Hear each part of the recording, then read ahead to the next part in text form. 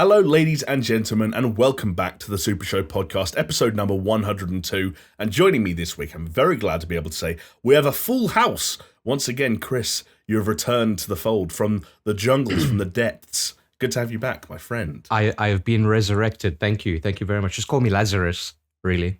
See, I was thinking Jesus. You're quite Jesus-like, at least in the image of you that I've built in my head. You know, okay. It's the beard and the fact that you would give up anything for the good of your people. This is true, but the question is, who are my people? The Jews, I think, specifically in this story. Someone who wouldn't kill himself for the sake of the Jews, I'm pretty sure. Alex Jones, also here this week. Thoughts? Yeah, this has gone weird quickly. I was just thinking how Chris has not returned the same man that he left because he's currently cradling a pillow, trying to make himself remember what it was like before he went to the jungle, to the darkest. I don't know, Josie. You know, it just feels right, and in the moment, it's when you've been resurrected, when you've stared into the void, and the void stares back at you.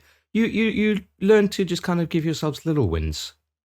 That's a good point. Do you know what is it one of those waifu pillows? No, it's just a fucking pillow, you weirdo. Oh, right. That would have been a great reveal if you were just showing up like the top of a pillow for the entire podcast. It was actually a full-blown body pillow with some anime character on it. That's how when we eventually get around to doing your body pillows, Jamie. That's how we're going to introduce it into the world. Can I derail us early on and just? You think we haven't been derailed already? But there was a picture that I think. Okay, so did you know when everyone left Afghanistan, right? The was it the Taliban troops took to Twitter apparently, and they were like trolling people hard. Like it was the weirdest thing, right? You're some terrorist group who've also got some pretty good online game. But one of the pictures that I saw someone shared was an American soldier's waifu pillow. Was like that they'd left because they left so quickly. It was just on the floor, and they were standing there pointing their like guns at it, like they were going to kill her. And they tweeted out that Hardcore, man. So, yeah. It's dangerous territory saying something like this on a podcast that is broadcast not just on the internet but also on digital radio. But you know what? I give the Taliban props for that. You know, they don't get much respect. You know, out here in the West for the work they do, nor should they. But meme game's on point. Wow. Okay, so known terrorist sympathizer Jamie. I know. I don't sympathise with terrorists. Sympathizer. I think down with the Taliban, just as a general, just sort of putting it out there, putting that into the ether.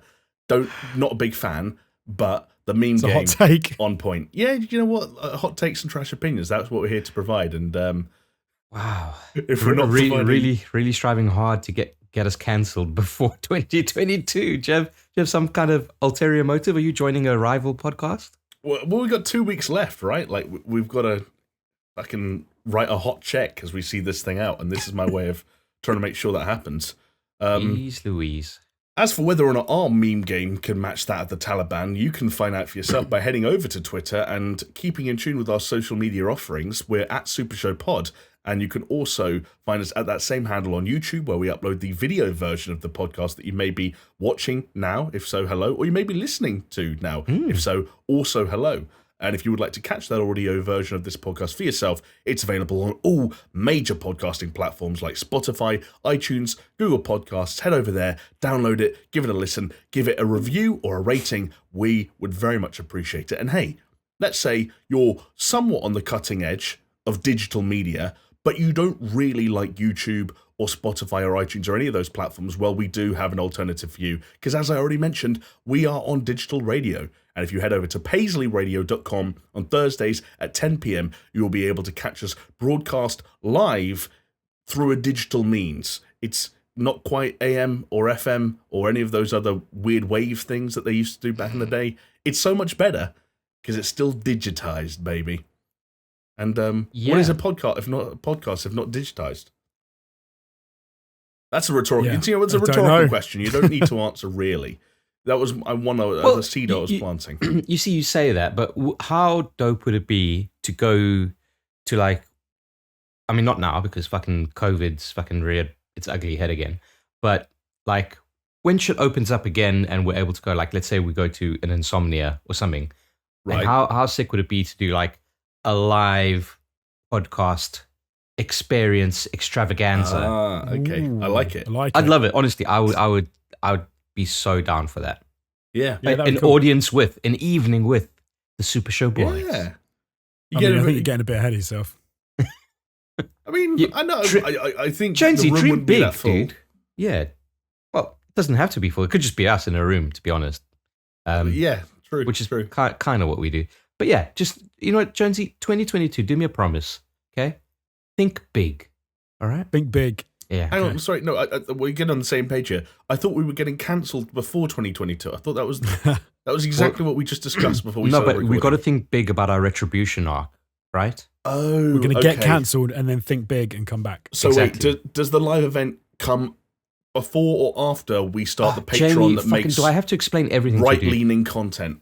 We get cancelled because of the shit that you say, okay? Cool. Okay. Tick, okay? Yep. Then we go radio silence for, I don't know, a month and a half. Tick, okay? Then we start coming back, but as we've kind of, we've planted the seeds before. I don't know if people have noticed this, but we go for the right wing. That's All right? where the money Yes, is. That's yes, where the yes, money That's is. where the Big money time. is. That's Big where the time. money is, Lebowski. That's where the money is. And what do you do then? An audience with the right wing Super Show, baby. Yes. Smart. Hosted Very by smart. Hassan Piker or something like that. We'll rope some other political figure from the interwebs in. He got banned from Twitch this week. He's He probably did. got some free time. Yeah. But Him hey, and Varsh got banned as well, didn't they? yeah, they Oh, said the word gosh. cracker, which I don't know what YouTube's policies on that are, but we're going to find out once this video goes live. or I Spotify guess. or any other platform. Fuck, actually, we're on. Fuck. Okay, you fucked us, Jamie. I'm talking about the dry biscuit like You've legitimately got us cancelled now because Twitch is owned by. Amazon. Okay, we are on We are Amazon podcasts. But Jamie was Just talking hang- about hang on a Christmas second. crackers. How can I talk about crackers? Like, what else would I put cheese on, Chris? You know, think outside the box. Or pull on Christmas Day. Yes. I mean, Anyway, though. anyone is able to pull on a cracker on Christmas Day. Just come over to my Yes. house. Yes. I'll oblige.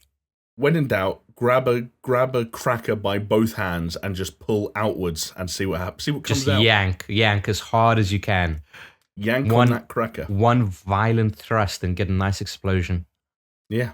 Well, do you know what? I don't know whether or not we're still going to be here next year, but one of the reasons that we might hope to readjust and maybe not get quite as cancelled as we were before is that at present, and I say at present with strong emphasis, the show is still sponsored by Manscaped. If I had pistols, I'd be firing them in the air no, right now. again, I haven't read the contract. I don't think they go for that. Like, I don't think you fire guns off during sponsor segments. But You what do, if, right? what if, You- what if you do it you in a shave your really balls and you what shoot. if you do it in a really Mexican way? Boo, boo, boo, boo. Okay, and see, now we're talking. Again, borderline cultural appropriation, if not just straight up racist. But I think we could get away with it. Hey, And you know what hey, you could get away with? Manuel Guerrero said it's okay, Hey, we've got the pass from Manny G. Then and if Manny it's G good. says it's cool, then I'm like, hell yeah, let's fucking go. Agreed. You know what else is cool? 20% off your order and free shipping at manscaped.com with the code SuperShow. You're going to hear more about Manscaped and their amazing line of products later on in the show. But for now, lads, should we dive straight into some gaming news? Because I'm not sure we've said the word video game at all so far. And I don't know who's hosting this runaway train, but the brakes clearly aren't working. Is this like I'd- the taking of Pelham 123? Yes, Lawrence Fishburne is been cast as Sam Fisher. That's basically what we're getting at. No, wait, was it Lawrence Fishburne in the original? No, No, that was No, it was I'm getting taking Pelham 123 confused with something else. I don't know. It was Denzel, right, in the remake. What was No. Lawrence Fishburne in? There's John Travolta in the remake. I've got no idea. You're Yeah, thinking but of I don't fucking know. Just No, let's go- trust me. Denzel was in the Taking of Pelham 123. Oh my god, I'm looking this up now. You I- Yeah, I- Denzel and John Travolta were in the taking of. But the thing is, what's the Lawrence Fishburne film that I've got on my mind that also where he has takes a number? train. Assault on Precinct 13. Oh well, that's very What? How have different. you That's got? very How have you different. gotten that No, I confused? Bro, no, because it's come a on. remake on that era, right? Like I get it.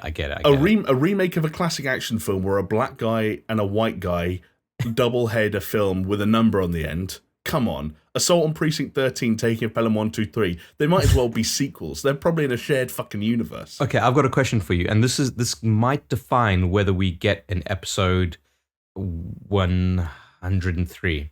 Okay, Right. which film is better, Taking of Pelham 123 or Assault on Precinct 13? I've only seen Assault on Precinct 13, so I'd have to go with that because I haven't seen the Pelham one. I've only seen the John Travolta Taking of Pelham 123 in the cinema, no less. Interesting. Yeah. Jamie, you're out of the podcast, unfortunately, because the correct answer is Assault on Precinct 13. There you go. Thank you. Well, yeah, fair enough. Yeah. Do you know what I got confused with at the time was District 13 and District 9. See, yeah, that that's must have far been more very acceptable. disappointing for you. I saw both of them just to make sure it was okay. To be fair, they literally have the same word followed by a number. It's just a slight difference they in the do. number. I think you get away with that one. And the trailer was confusing because they both come out in the same year, and in one of them it's your boy, whatever his name is. Your boy, whatever his name is. What is his name? Which film? Steph- District 9 or District 13? District 13. District 9. District 9. Sharlto Copley. Yeah, that guy. Yeah. The prawns guy. Talking about prawns all the Yeah, time. there you go. Now it's Wow. all coming back. And District 13 because- was French. So Yes, you watched the trailer and wasn't it Luc Besson? Yeah, I think it was Luc Besson. Isn't every French film that comes out of France Luc Besson? Or basically, Denis yeah. Villeneuve. So yeah. Yeah. You basically create a scale from 0 to 100 in terms of the amount of parkour and free running there is in it. And if it's over 50 on that scale, it's Luc Besson. Yeah. Right. True. Fair. So Was that the one that got remade into a film with Paul Walker and RZA? What was that? I don't know. I might be taking us down a weird rabbit hole of American Maybe. remakes of French free running and parkour-based action films. I was going to say. No, you're Jamie, right. You're right. Remake. There was a remake called Brick Mansions that was set in Detroit, and it was starred Paul Walker and David Bell Yeah. And RZA, right? and RZA as well. Yeah. There you go. There you go. It was Walker's final completed film before his death. R.I.P. Talk about going out on a high, yeah, right? R.I.P. Yeah. Jamie, what? Now that we've gotten rid of all the fucking normies by not talking about games, let's fucking go into it, right? Actually, I was talking to a couple of people in the Discord the other day, and they actually said the more you guys can talk about Luc Besson's filmography, the better. It's going to be disappointing for them then that Luc Besson has yet to direct a film adaptation of the hit video game series Splinter Cell. By known French studio. By known French studio Ubisoft, who, well, let's be honest, lads, this time last week when we were bringing up Ubisoft, it wasn't under the most delightful of terms. Chris, I know you weren't with us, but I'm sure even you couldn't avoid the ever-growing, I don't even know, like, a good word for it, cancer that is the swarm of NFTs. That Yeah, I don't want to get into it because honestly, I could do a fucking... Maybe that's for the patrons. I'd do a fucking 3-hour shitcast all over fucking NFTs because it's the dumbest shit ever. But yeah, it was ridiculous with the fucking Ubisoft quartz and whatever. Yeah. Well, do you want the good news? The good news with an asterisk. Yeah. Okay, the good news with an asterisk is if we get straight to the point, as the insiders back in October suggested that it might be, Splinter Cell is in fact returning. And this week, Ubisoft confirmed that a Splinter Cell ground-up remake is indeed on the way. Give me the fucking... inject it right into my smoothly shaved balls. You're so happy you're forming Voltron over there. I love it. Yeah, exactly. Yeah, but I know that, you know, with everything 2021 and with everything Ubisoft related, there's going to be a fly in the ointment, isn't there?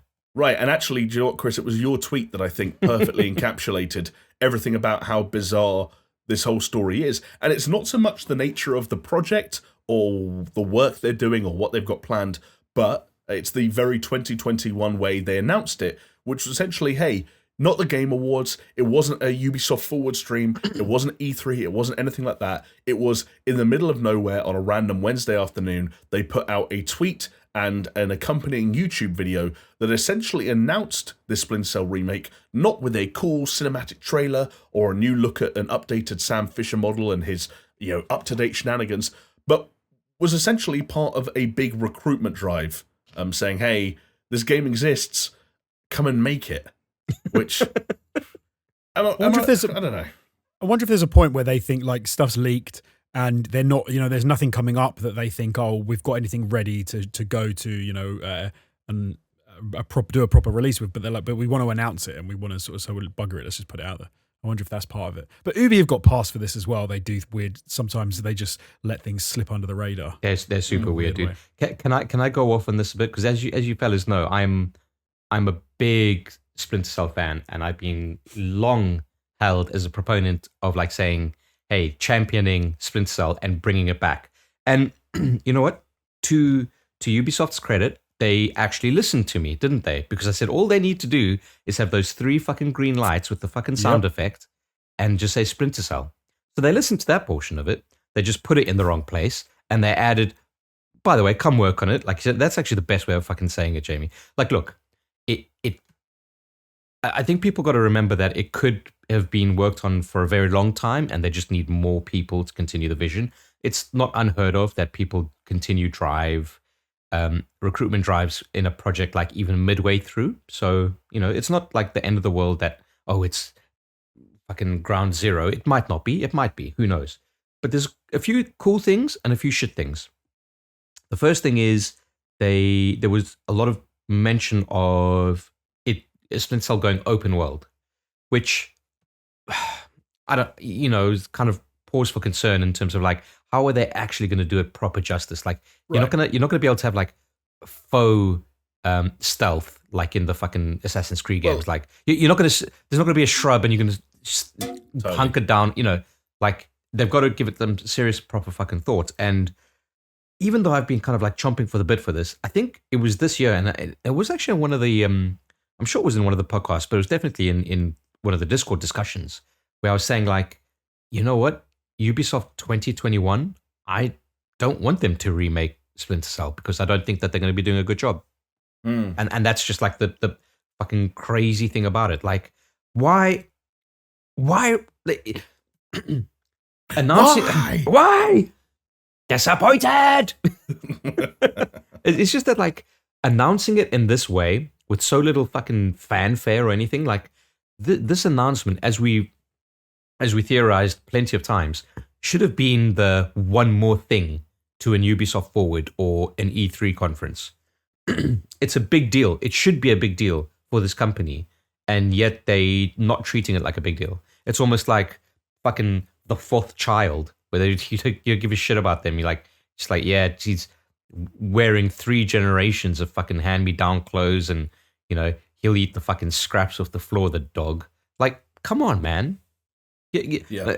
I said in my tweet, my boy Sam Fisher deserves much better than fucking what they've been doing with the Splinter Cell kind of IP up till now, and now the fact that they're rebooting it. I'm glad they're rebooting it, following the first story. I really liked it, and I'm glad it's in Snowdrop. It'll look really fucking cool, but come on.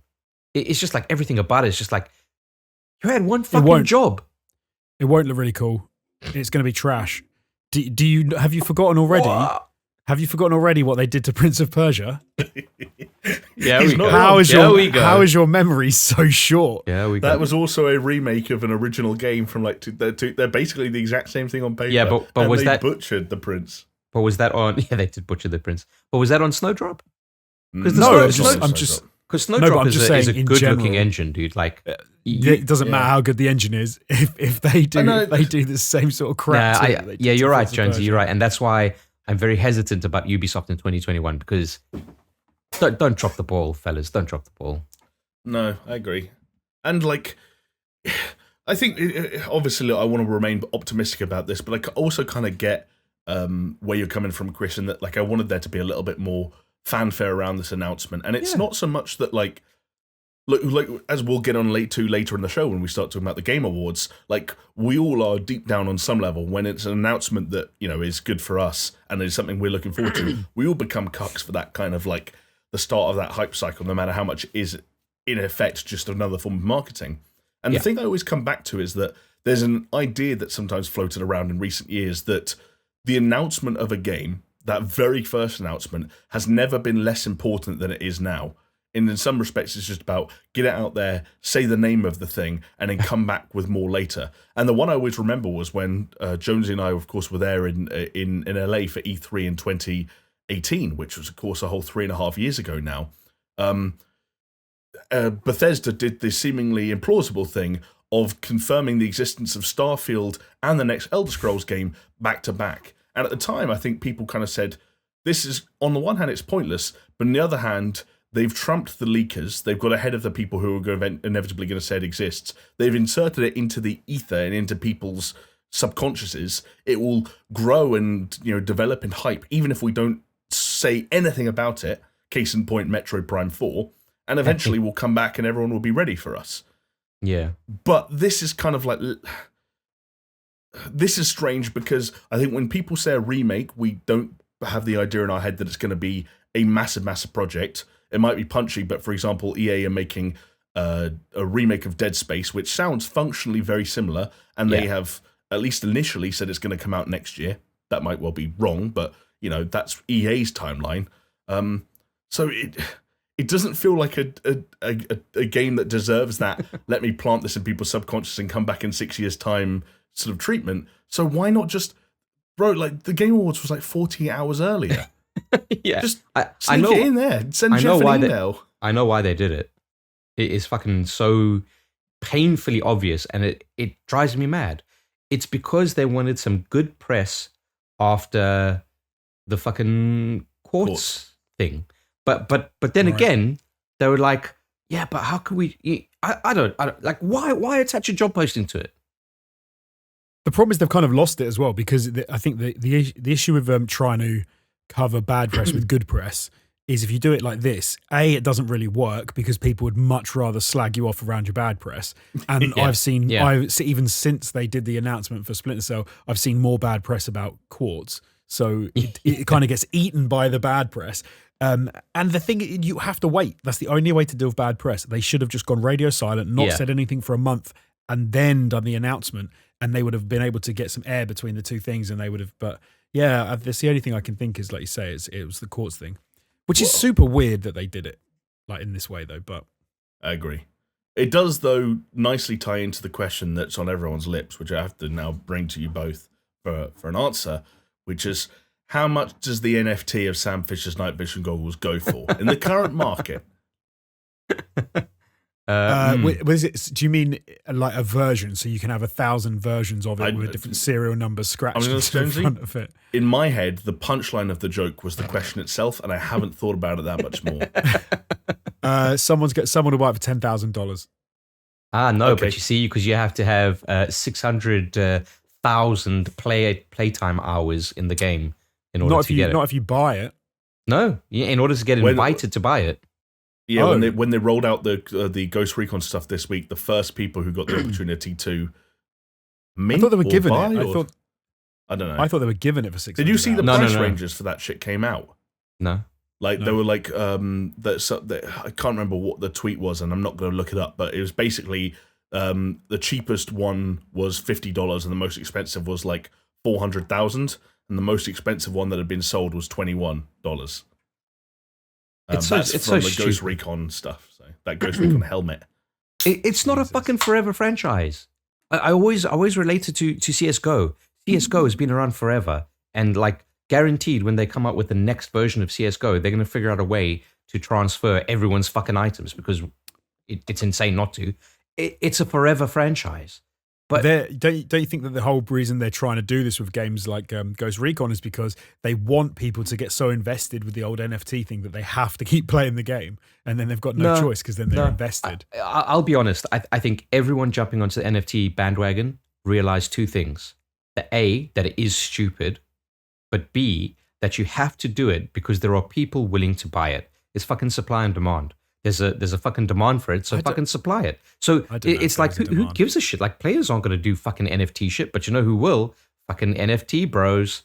They'll fucking get in there. Like, oh yeah, I'm going to take advantage of all these fucking gamers. I'm going to sink in all this money on it, and then boom, all of a sudden, it's like, well, I don't want that. Fuck you. I'm not doing that. So maybe they've done a clever thing then in saying you can only have a chance to buy it if you've got 600 plus hours. Because then, do you know what happens is, this I would laugh if the people who actually play the game 600 plus hours, they get the opportunity to buy it, they buy the NFTs, and then the game bros come to them and are like, hey bro, I'll give you $1,000 for that mask that you got for $50, and then they go like, yeah, all right, and they sell it, and inside of a week I bet you that's what fucking Eve and his gang are hoping is going to happen, but that's not going to happen. That's never going to happen. Instead, what's going to happen is the fucking game bros are just going to buy the game, put it on their PlayStation, and just leave it on. Just fucking just leave it on. Don't play the game. 600 hours. Just get in there, Maybe. leave it on. Boom, done. 600 hours. Think, wham, bam, thanks, man. There was something stupid like you can turn the game on, change the clock, and then it will just like log 600 hours immediately. Yeah, that's some Kojima shit there.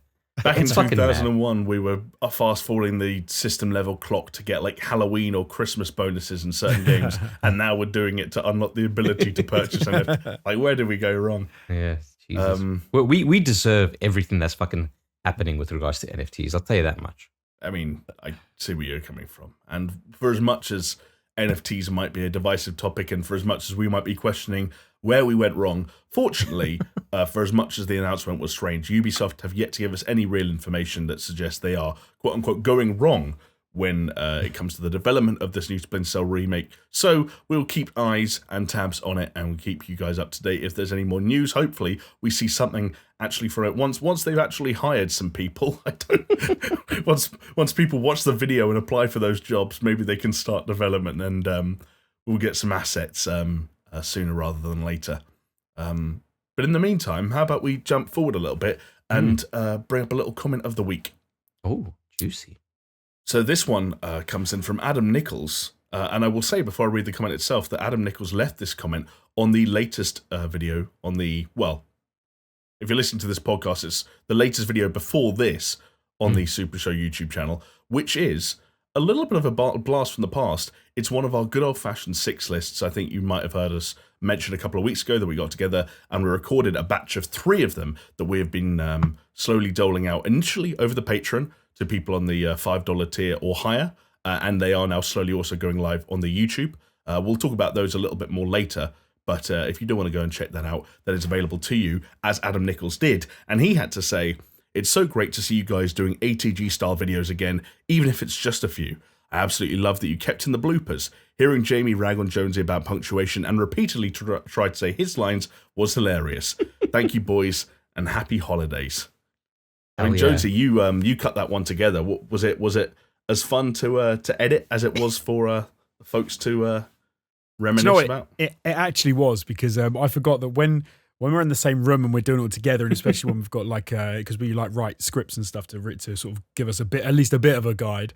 Some of the fun just comes out of like the situation, and I think that what he was talking about there did have me laughing, because it was I think I'd written a section and there was some punctuation missing, and you were getting quite frustrated, and Chris was standing next to you laughing, and he couldn't contain himself. And I think it was your annoyance was humorous. That's the difference about being in proximity, right? Like we've recorded some voiceovers for scripted videos remotely, but then again, you're just looking at your screen at the script or whatever, and you're trying to think about whatever you're going to ad lib. But when you're sat next to someone, I was sat next to Jamie, and in his periphery, he could see me just like my shoulders fucking chuckling up and down. it fucking throws you, and it just kind of like creates such a different dynamic. I'll tell you, I had such a fucking blast doing those. Like, really, really fucking loved it. Jamie, did you spill on yourself? No, I think there was like something on the rim of my can, and so when I went to drink, it went in my mouth, and I was like, "Is that a fly or a spider or something?" It was chocolate. Which I guess is kind of on brand for me. Nice, very nice. But yeah, just saying that, like, I fucking love doing those 6 lists, and it's encouraging to see that people really like them. Like, there were loads of kind of comments saying, like, "Oh, this is great, this is old school," and I'd be interested to see if it kind of like it has made some people kind of find us again. Because let's be honest, like, podcasts not for everyone. But 6 lists are maybe an easier barrier of entry. So I'm looking forward to the rest coming out. Yes, I agree. And a big thank you to everyone that watched early, whether as a part of the Discord on the $5 tier, and a big thank you to everyone as well who watched on YouTube. Now those videos are starting to go live there, especially everyone who liked the video and left so many lovely comments. And a reminder, whether you are on the Patreon at the $5 tier or subscribe to the YouTube channel, keep your eyes peeled, because I think if you want, by the time you're listening to this, the second 6 list will be live for patrons. And for anyone that missed us talking about it in recent weeks, there will be 3 to look forward to in total over the festive period. What more could you ask for Christmas? personally, I can't think of anything, really. That's all I want. I'm going to sit there on Christmas Day, ignoring my family, with my headphones plugged in, just listening to all three of them over and over again. Chuckling. Oh, Exactly. Yeah. That's the best way to kind of spend your time, right?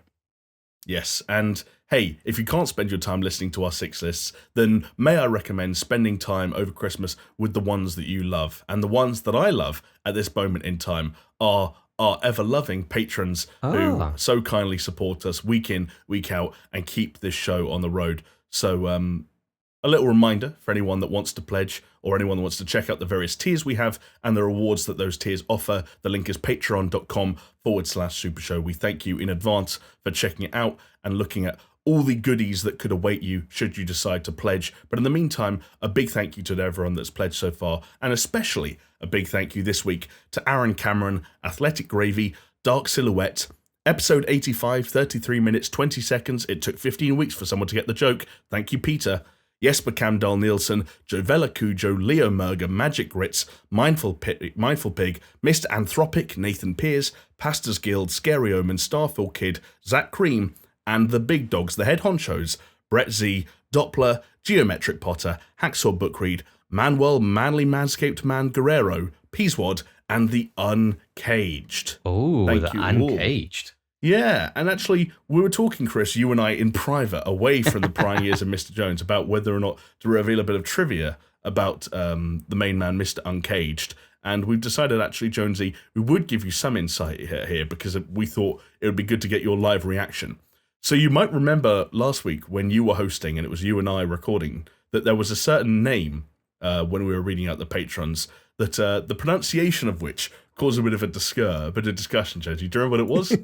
I do. Yeah, I do. Yes, and you might remember that you, in fact, stepped in, and based on your knowledge of a certain Nordic Ragnarok, TV show, Ragnarok, the TV show, you said with gusto, with your full chest, that you knew how to pronounce the name of our patron. Note that I'm actually not saying the name, but I will inform you that the Uncaged has been in touch with me this past week and said that, quote, "You guys still butchered my name to bits." And when I said that you thought that you were getting the pronunciation correct because you'd seen it on that TV show, he went on to say, "Yeah, that was completely wrong to the point that it hurt." So, this is the best part. I'm glad I haven't said it again. Then I'm going to not say well, it. No, that's the thing, Jones. You haven't got to the best part. Is the Uncaged isn't changing their name to the Uncaged indefinitely. They're doing it this week so that I don't have to say it, and perhaps when Chris hosts, he won't have to say it too. But unfortunately, the implication is that name may well change back to the full-on Norwegian, Do you know what? I'm gonna go and find one of those YouTube videos that does the pronunciation and tells you how to pronounce something. Those are never right, dude. No, yeah. I know they're not. You would look up Chris in one of those videos, and it'd just be a woman going, "Crass, crass, crass." I must have one type of video that I love to watch on YouTube is like Americans teaching other Americans how to do a British accent, and they're always terrible. Like, well, I say always. Every now and then you get one who's amazing, but no, the 90% are crap, and they can't do it at all. So yeah, there's a lot of fun. They are. Do you know what else is a lot of fun, Jonesy? Lots of things. Well, one thing that I find especially fun, especially at this time of the year, is shaving. Oh, wow. You know what, Chris? Come on. Jesus Christ. Do you know what, there's that age-old expression, isn't there? The only thing better than a segue is a segue ruined. Yeah, well. And you're looking at the segue ruiner. There's one in every podcast family, and there you go. There he is. Clearly, Jonesy, so eager to share with the world that he shaved his balls this week that he can't help but jump the line. But he's right, folks. As you may have noticed in recent weeks, that this show, the Super Show, is now sponsored by Manscaped. Thank you very much to Manscaped. And I'm glad to be able to tell you that this week, the holidays have come early, as Manscaped have the gift that keeps on trimming. Oh. To see what I did there? I like coming and trimming. It's a play on words. Ask me how I'm spelling trimming.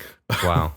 Because here's the thing, boys. Santa's beard isn't so appealing when it's coming out of your trousers, and that's why Manscaped, the leader in below-the-waist grooming, have you covered this holiday season. And now it's available in your country. I don't even know where you live, and I can say that with full confidence it's available in your country. Which other below-the-waist grooming brand can say that? There might be. I don't want to know. Don't answer that question. It's Manscaped. It's That's what we're here Manscaped. to talk about. And you can join the 4 million men worldwide who have trusted Manscaped to keep their trees trimmed and ornaments polished by going to manscaped.com and using the code SuperShow. And hey, here's a little top tip. If you use that code SuperShow, you will get 20% off your order, but you'll also get free shipping worldwide. I don't give a fuck where you live. You can move and then place an order, and you'll still get free shipping. I can guarantee it. Do you think you could like place an order, but then constantly like Jason Bourne it and just move country to country and just update your tracking and see if Manscaped follows you? I bet you they do, because they're a jacked company. Do you know what they are jacked? I'm not going to make any guarantees either way because, but yes, and actually, I'm going to say this: I'll cover it. If Manscaped won't cover it, I'll cover it. That's how confident I am in the service that Manscaped provide. Speaking of service that Manscaped provide, it's not just about servicing yourself, though, is it, fellas? You're both married men, so may I present the idea of not just getting yourself a gift this year, but also getting yourself and your lady or your man or whoever is in your life that looks at your testicles a gift. Yeah. That's all I'm getting her. Well, just shaving balls. Yeah, just shaving balls, nothing else. All right, cool. I think she'll be happy with that. I'll put a bow around them. Yeah. Just some bells and whistles. That sounds like a weird kind of like, I feel like I've seen some weird like BDSM thing where someone like ties a rope around their balls and like all the God. Like it gets all like, I don't know if the blood runs to it or away from it, but something happens. Doesn't sound good. Yeah. But also like, let's be honest, lads, if you're using, for example, the Lawnmower 4.0 to trim that part of your body, which I do use, Jamie, by the way. There you go. You do. Well, what else would you use? I'll be honest. Like, you're not going to get any cuts or nicks. It's got an amazing light on it in case you want to shave your balls in the dark. It's a convenient vessel for ball shaving. And can I just, as someone who grew up in South Africa and currently they are having power outages with their load shedding. So, solidarity to my South African brothers and sisters. But if you had a Lawnmower 4.0 with the light on, doesn't matter if the Eskom power grid fucking falls over and you don't have a generator or solar power, you just fucking crack open your lawnmower and find your keys with it. Yeah. Maybe shave your dog, but just be careful. Just walking around. What is that? It's my torch. That's perfect, right? Because then it's also like an audible deterrent to people, letting them know that you are coming in their personal space. Oh, phrasing, but yes, I like that. Them. Yeah.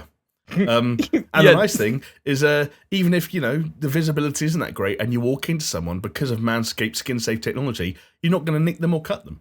They will be as safe as your balls will be.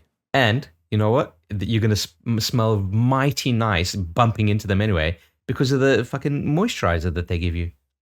Exactly. I use that daily. That shit's fucking great. You got the crop preserver, you got the crop reviver, there's an anti-shaving ball deodorant, a moisturizer, like whether you're putting it on because you just need to freshen up your balls or you're putting it on because you just shaved your balls, the best ways to look after your balls can be found within Manscaped's excellent products. Like, do you guys ever get where like the skin on your balls like sticks to your inner thigh? Yes, sure. Like all the time, right? Yeah, I guess so. Use this moisturizer, it doesn't happen. Just fucking sticks. Like no, you just got to stand up and you just got to like pull your testicle away from your thigh. Where you've got to like get a chisel and like put it in the gap and pry it off. Yeah, get some WD-40. But you don't have to now because you just use the fucking moisturizer. That smells fucking great. And there you go. That's right. You can join the over 4 million men worldwide who have trusted Manscaped to do exactly that. And once again, a reminder that if you are going to head over to manscaped.com and buy any of their products, to use the code SuperShow, you can get yourself 20% off and free worldwide shipping. That's the code SuperShow at manscaped.com. And thank you once again to Manscaped for sponsoring this podcast. I'm now just enjoying the mental image of Chris just waking up in the morning and like half rolling out of bed and going, "Oh, my balls! Quick, get my moisturizer!" And he's like, has to run and quickly get his moisturizer so he can just like quickly rub it on. You got it. Like, pull it out, right? Like get it, like one of those. Oh right, okay, I like that. You just tug it right and just pull it away from the thigh. I'm just more alarmed that a few weeks ago, before Manscaped ended Chris's life, that it was WD-40 that he would reach for. Like, I don't like the idea of WD-40 being left on the bedside table. Jamie, it's that or engine grease, all right? It's pick one or the other. Listen, it's a good lubricant for multiple instances, but now I have an alternative, so there you go. Do you know what's a good lubricant for a podcast? Segways, because they get you from one point of discussion to another, like moving from a Manscaped sponsor segment to talk about the video games we played in the last week. Jonesy, what have you been gaming? Do you know what? I have been playing a little bit more Halo in the last week. Campaign or multiplayer, or a little bit of both? Just campaign for me, because I really wanted to get into the open world section of that game and sort of get to grips with how it feels, how it plays. And yeah, it's I gotta say it's fine. It's fine at the moment. Okay, it's fine. I'm hoping that I kind of get to grips with it more. But there is something that really bugs me about Halo, and again, and I know it'll annoy people when certain things I say about games like Halo's, because the games I haven't played before, and then you bump up against a completely normal game mechanic that everyone's used to, and then you say, "Oh, I don't like that," and people sort of get annoyed because they're like, "Well, that makes a Halo game," but the way you have to swap weapons like constantly because you just run out of ammo all the fucking time really bugs me about that game. Like constantly having to drop a gun, pick up another gun. Yeah. You've got, oh look, there's a plasma pistol, there's a needler, and you get a gun which you like, and you kind of just want to stick with it for a bit, and it's like, no, you've used up all that ammo, you've got to swap it for something else. I felt that big time in the multiplayer, Jonesy. Like the running out of ammo was just like ridiculous. It's also that sort of frustrating thing that you get a pretty tasty weapon, like I don't know what it's called, but there's some sort of like ridiculous sniper rifle with a blade attached to the underneath of it, and you want to save it maybe and use it for against a powerful enemy, like a boss or something. But then some little grunt walks around the corner, and you've got no ammo in your other gun, and you haven't walked past an energy recharging, and you've got to use your super gun to like take out some melee. Yeah. Grapple hook to melee. Yeah, just could do, punch him in the nuts. Come on.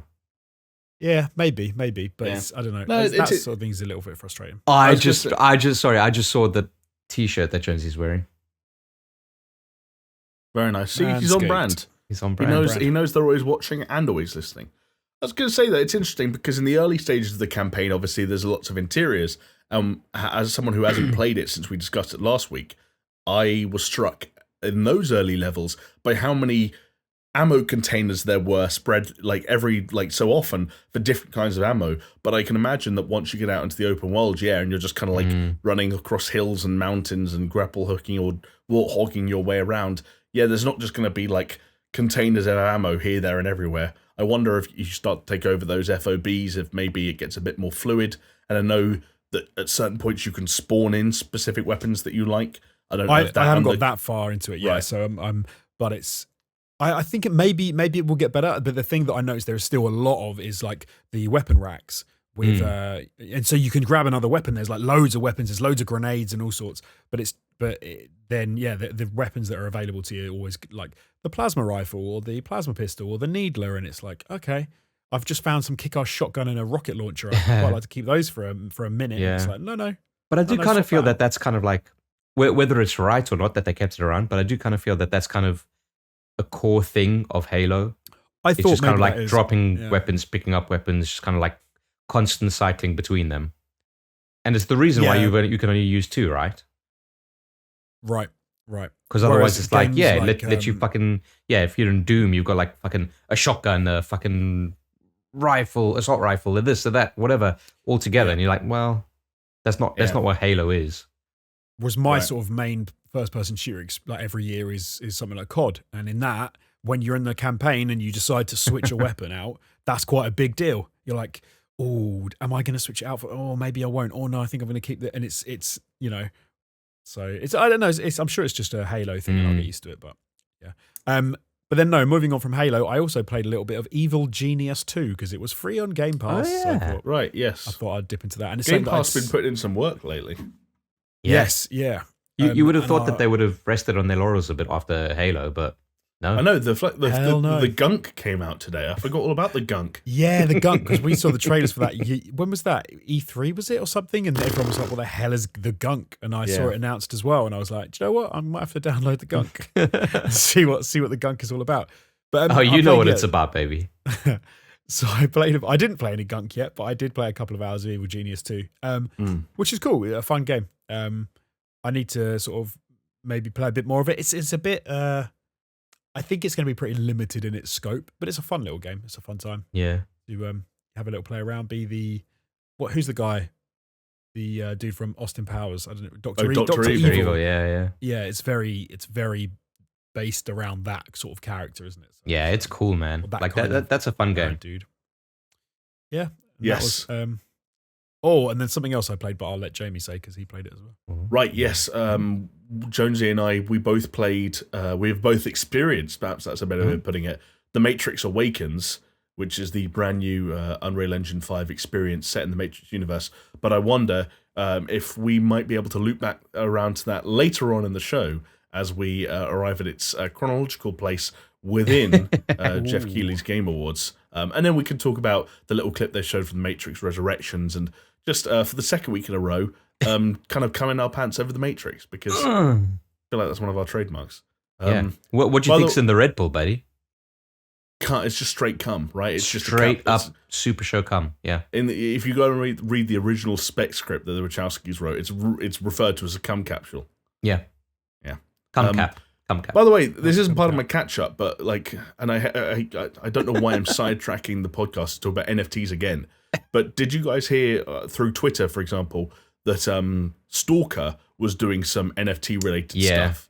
Yeah. As of 37 minutes ago, they have cancelled all NFT related things related to Stalker 2. Yeah. So the pushback is working, folks. Good. There's finally some fucking sense in the world in this fucking simulation. Yes, exactly. I was trying to think of a sense or a simulation segue to the thing that I played this week, but I can't find it. I don't have anything. I played Chorus, which, if you don't remember Chorus... Don't you mean Corvus? I was going to make that exact joke. It was the artist formerly known as Corvus, as Jonesy called it for, I think it looked like a V. It is, in your defense, it is stylized as a V, just 100% it's a V, but it's called Chorus, apparently. Which... I'll be honest, I wasn't looking to add to my list of games because... Jamie, hold on, sorry. Are you going to joke about me wiggling around as I sat on my leg? Yeah, is your chair just on its... No, my chair is on its last legs, no pun intended, but I was also moving to sit on my leg. Oh, okay. I thought your chair was on the cusp of breaking and you were like, ooh! No, not quite. Okay, sorry, yeah. Going. No, I was just saying that, I'm kind of in panic mode because I... had a couple of games on the go, you guys know I've been playing Cyberpunk and we talked about Halo last week and stuff like that. And I'm thinking, I've got to finish all these games before Christmas or Christmas Eve because I'm going to get other games over the Christmas period because I'm 28 years old, but I'm still sad enough to get Christmas presents that are basically just entirely video game oriented. And then for some reason, my job, which is nothing to do with video games, required me this week to play at least 2 to 3 hours of Chorus. I had to play and capture gameplay. As I can't get into why, but yeah, and it's fine. It was like a space sim, right? Yeah, so it's a space action game. It's a space combat game. It's pretty firmly in, I don't know what people call it nowadays, whether it's a AA territory or B game territory. But published by I'm going to forget it. I can't remember now. Deep Silver. There you go, Deep Silver. And you can you can tell very quickly which territory it sits in. But it also feels like a game where they've tried to extrapolate as much as they could out of the budget. So the visuals are solid, but not overwhelmingly good. But at the same time, they've crafted some surprisingly big and open spaces. It's not a linear game. You can. Take moments to fly around these sort of space stations and asteroid fields and whatnot, and take side missions at times. There's a lot of writing and a lot of story and a lot of lore, but again, for budgetary reasons, most of it is delivered by voiceover in your ear while you're flying, or a cartoon picture of the or drawing of the head of the person who's talking appears to the side.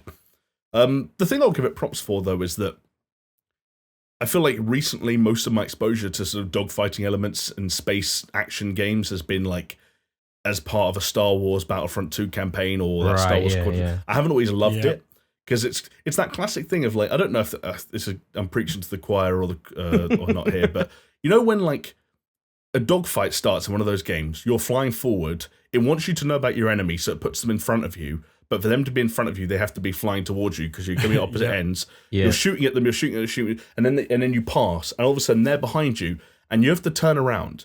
And the time that's taken you to turn around to look at them, they've moved in such a way where they're kind of behind you now again here, and you're just kind of like doing circles around each other. Welcome to dogfighting. Right. The early stage of Chorus were all of that, but Chorus has really cool ideas to work around that, and so one of it. Get this, is dog drifting your spaceship. So it's a thing where you essentially, if you imagine, it's like you've let off the throttle, you're letting the momentum of the ship carry you in that same direction, but you can now, with almost like advanced acceleration, turn around and spin on a dime while continuing the momentum of the direction you're originally moving in. Okay, yeah. So Tokyo drifting. You can Tokyo drift, and it's actually got some like challenges where you'll have to like go forward down this very narrow corridor, but like turn right while continuing to move down the corridor. So you're facing right and shooting things to the side. And it's also, because for story reasons, got some weird like spiritual shit where the chick in the plane or the ship has pilots. Fucking hell. Has powers, excuse me. And one of her powers is just straight up, it's on a cooldown, but it's like, oh, I can teleport behind anyone. And you push the button and you go, and you appear behind them and you can start shooting them. Okay, nice. It's not a rare thing in space combat games where you can do the rotation like while your momentum's carrying you. But I'm pretty sure Star Citizen has it. I think. Oh no, sorry, Jonesy. That's a $50 add-on to be able to do that in Star Citizen. So. The old school PC, well, maybe you would call them old school PC games. Like there's quite a few of them who have that kind of mechanic, but it's super useful when you're trying to, rather than doing the old, like you said, the Star Wars Battlefront thing of when you're trying to position yourself, which is one of the least fun things in that sort of game. Chorus circumvents that, and I just feel like it's not something I would have picked up normally, but it feels like a game that, not for any fault of its own, will probably be quite cheap quite quickly. And if you like that genre, then this could be a banger for a lot of people. Like I've seen some people online who ended up really liking it, probably because they're more into that kind of scene than others. But that's interesting. It's solid. Like it's a decent game, I'd say. I used to be well into that genre as well. Maybe I'll have to have a look at it. Ooh. Yeah, it's got some stuff that I think you'd like, Jones. It's got like sentient ships with like that have like almost like Transformers like personalities and voices, and like they link with pilots, and there's cult shit and all kinds of stuff going on. Anyway, Chris, how was your week? Nice. Your week in multimedia. Yeah, my week in multimedia. Before I get into that, I've got one question for Jonesy, because I think you hinted at the fact that you had played Psychonauts 2, but did we cover it? Did we get your thoughts on it? I've not heard Jonesy talk about that game. No, I don't think we did, because I think maybe I hadn't. Yeah, I'm just curious. They don't have to give like a long thing, just maybe a couple of sentences. It's similar to Psychonauts 1 in that I thought the art style was cool. I like the writing; it's a lot of fun. The gameplay is definitely improved. Yeah, like massively. So like I found trying to play Psychonauts 1, I found a little trying. Like when you pick up an older game and you kind of go, okay, I'll just play this for a bit and then I'll stop playing it. I don't know. It's weird. I didn't play much of Psychonauts 1, but Psychonauts 2 felt familiar, but upgraded enough to be like a more modern game that I was enjoying it. It's something I'm definitely planning on playing more of. Which it's some of the it's got some really cool, interesting, weird ideas that I didn't know how they were going to work, because obviously it's all about getting in people's heads and like controlling minds and stuff. And I was like, how are they going to implement that into like just the gameplay in general? But there's some cool, fun little things in there. Yeah, there's some awesome things, man. Like there's a lot of fucking creativity unleashed in that game. Yeah, for sure. Like it's some really cool ideas. Very, very cool ideas. Yeah, cool. That's all I wanted to know. All right, fellas, let me tell you about what's been happening in my life, okay?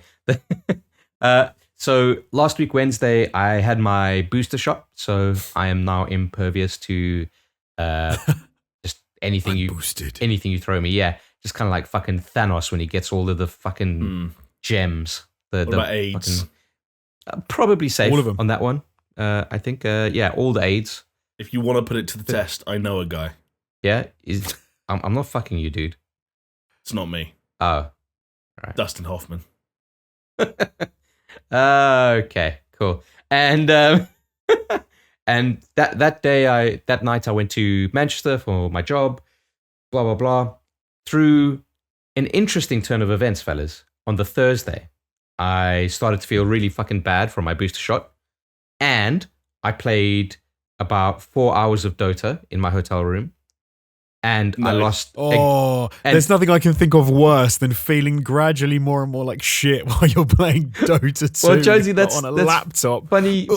In someone else's room. Yeah, that's funny you mentioned that because I don't think I won a single fucking. I lie. I won the first match, and that's only because someone abandoned. And the rest of it was just a fucking washout. So you're feeling more and more like shit playing the game, and you're feeling more and emotionally more like shit. and physically. And you're like, is this the game doing this to me, or is this? Yeah, and so I was having a bit of a bad time. I'm not gonna lie, I was having a bit of a bad time. Yeah, but I did sound great. I did make up for it though, because that night I got an email from Sony, and they were like, "Hey, yes. do you want to buy a PlayStation?" I was like, "Yeah, I want to fucking buy a PlayStation." I was like, "Well, I can't afford a PlayStation, but I'd like to try."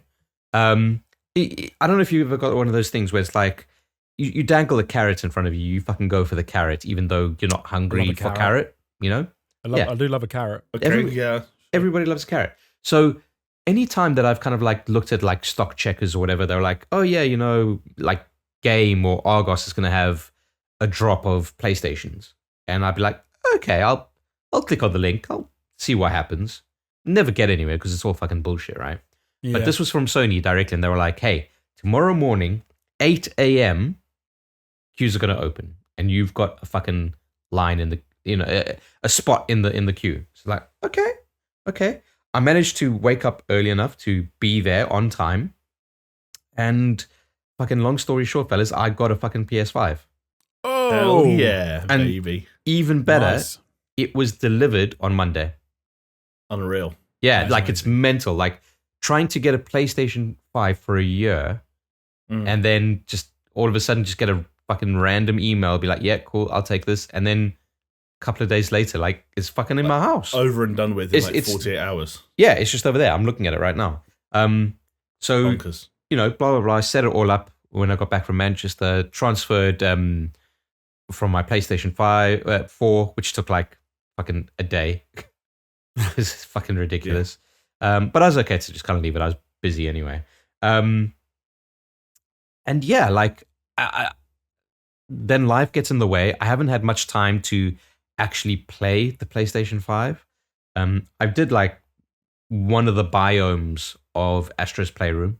So that's really cool. Nice. Kind of like showed off the DualSense to my wife as well, kind of like showing her what it's all about. Pretty cool. And then on Tuesday, fellas, I went up to Milton Keynes. Oh, Yeah. Okay, Dons. Good old MK. Good old MK. And funny enough, say MK, lucky. because I went to MK7, which is the building that houses Red Bull's esports facilities. Ah, Yeah, just kind of having a chat with the guys there and seeing if I can make some content with them for my work. So that was pretty cool because they had these. The reason why I'm bringing it up, like I don't really like to talk about like my other work, but the reason why I'm bringing it up is because game related, they've got a really kind of cool fucking setup where they've got like 6 rigs with like proper seats that you kind of like your legs are higher than your hips kind of thing. okay, yeah. And these like force feedback steering wheels that are like modeled after Formula One steering wheels. And the force feedback is like, if you're not careful, it'll fucking rip your arms off. Like, it's so fucking cool. And just like, I must have spent a couple of hours just doing like time trials. It's really fucking cool. Really, really fucking cool. Yeah. And that was, of course, like 2 days after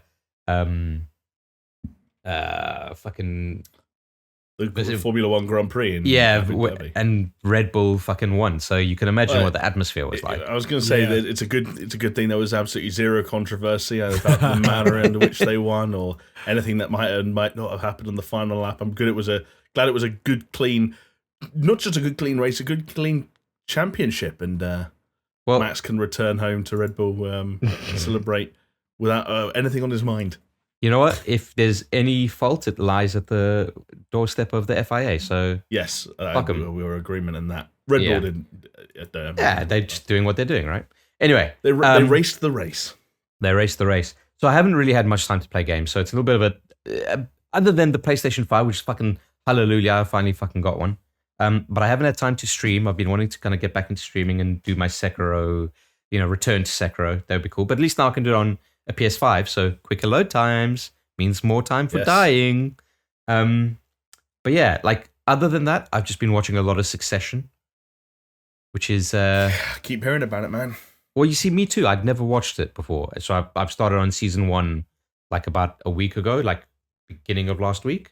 And just kind I of hadn't even heard it. I've never heard this mentioned until last week, and now I've heard like 6 people mention it. That's marketing, baby. That's the fucking beauty of marketing. I didn't even fucking know it was on the radar, and then all of a sudden I'm getting all these articles about Brian Cox fucking bad mouthing Brad Pitt or some shit. I'm like, oh, okay, cool. And then you just keep on seeing more and more articles, and then you think to yourself, people are really rating the show. Let me check it out. And then but you're skeptical of the marketing machine, so you look online at like actual reviews. And it's like, no, it's actually a pretty good fucking show. Watch it. So you start watching and you're like, yeah, it's okay. And then you just get sucked into it, right. as you do. So yeah. So good? It is good. I would recommend it. It's just kind of like about horrible people who are way too rich for their own good. Which, I'm kind of into that. I'm kind of into misery. So it's from the creator of Peep Show, right, as well. So is it? Comedy. Yeah, that's the thing that, again, so I had the similar thing with Succession, except for some reason I had it like last year. I think it would have been season 2. Yeah. That was when I had my moment where I'm like, hang on a second, everyone is talking about and raving about the show. And I remember looking it up, and it's like the guy who created Peep Show, Fresh Meat. There were a few other things. He was like a writer. Weird. Yeah, I know. Because like I don't think Succession is necessarily pitched as like an outright like comedy in the same way Peep Show is a comedy. No, it isn't at all. And certainly more not drama. the same sense of humor. So the guy's name is Jesse Armstrong. Right. Who is indeed an Englishman from Shropshire. He created or co-created Peep Show and Fresh Meat, and was a writer for In the Loop. I think he also did some writing on Four Lions, which was a very funny movie. Going from Fresh Meat to something like Succession, or whatever it's called. What's it called? Succession. Yeah. It's called Succession. That's a hell of a jump. Like that is a hell of a jump. But it's like that well fucking, done to Jesse Armstrong. It's like that fucking Mason dude, right? Yes, he went from like, was he the Hangover guy?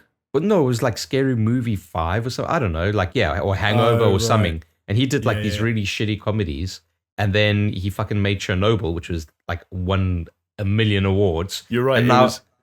And now he's doing Last of Us TV show. It is weird when that because it suddenly seems to happen, and you're like, how's that happened? Yeah, he did. You're right, Chris. It was a mix of. So he did Scary. He was a writer on Scary Movie 3 and 4. Okay, and then was a writer on Superhero Movie, Hangovers 2 and 3, and then won 2 Emmys for Chernobyl. It's mad. I guess the point is that like people have skills, and you just they need the right opportunity to kind of make the most of it, right?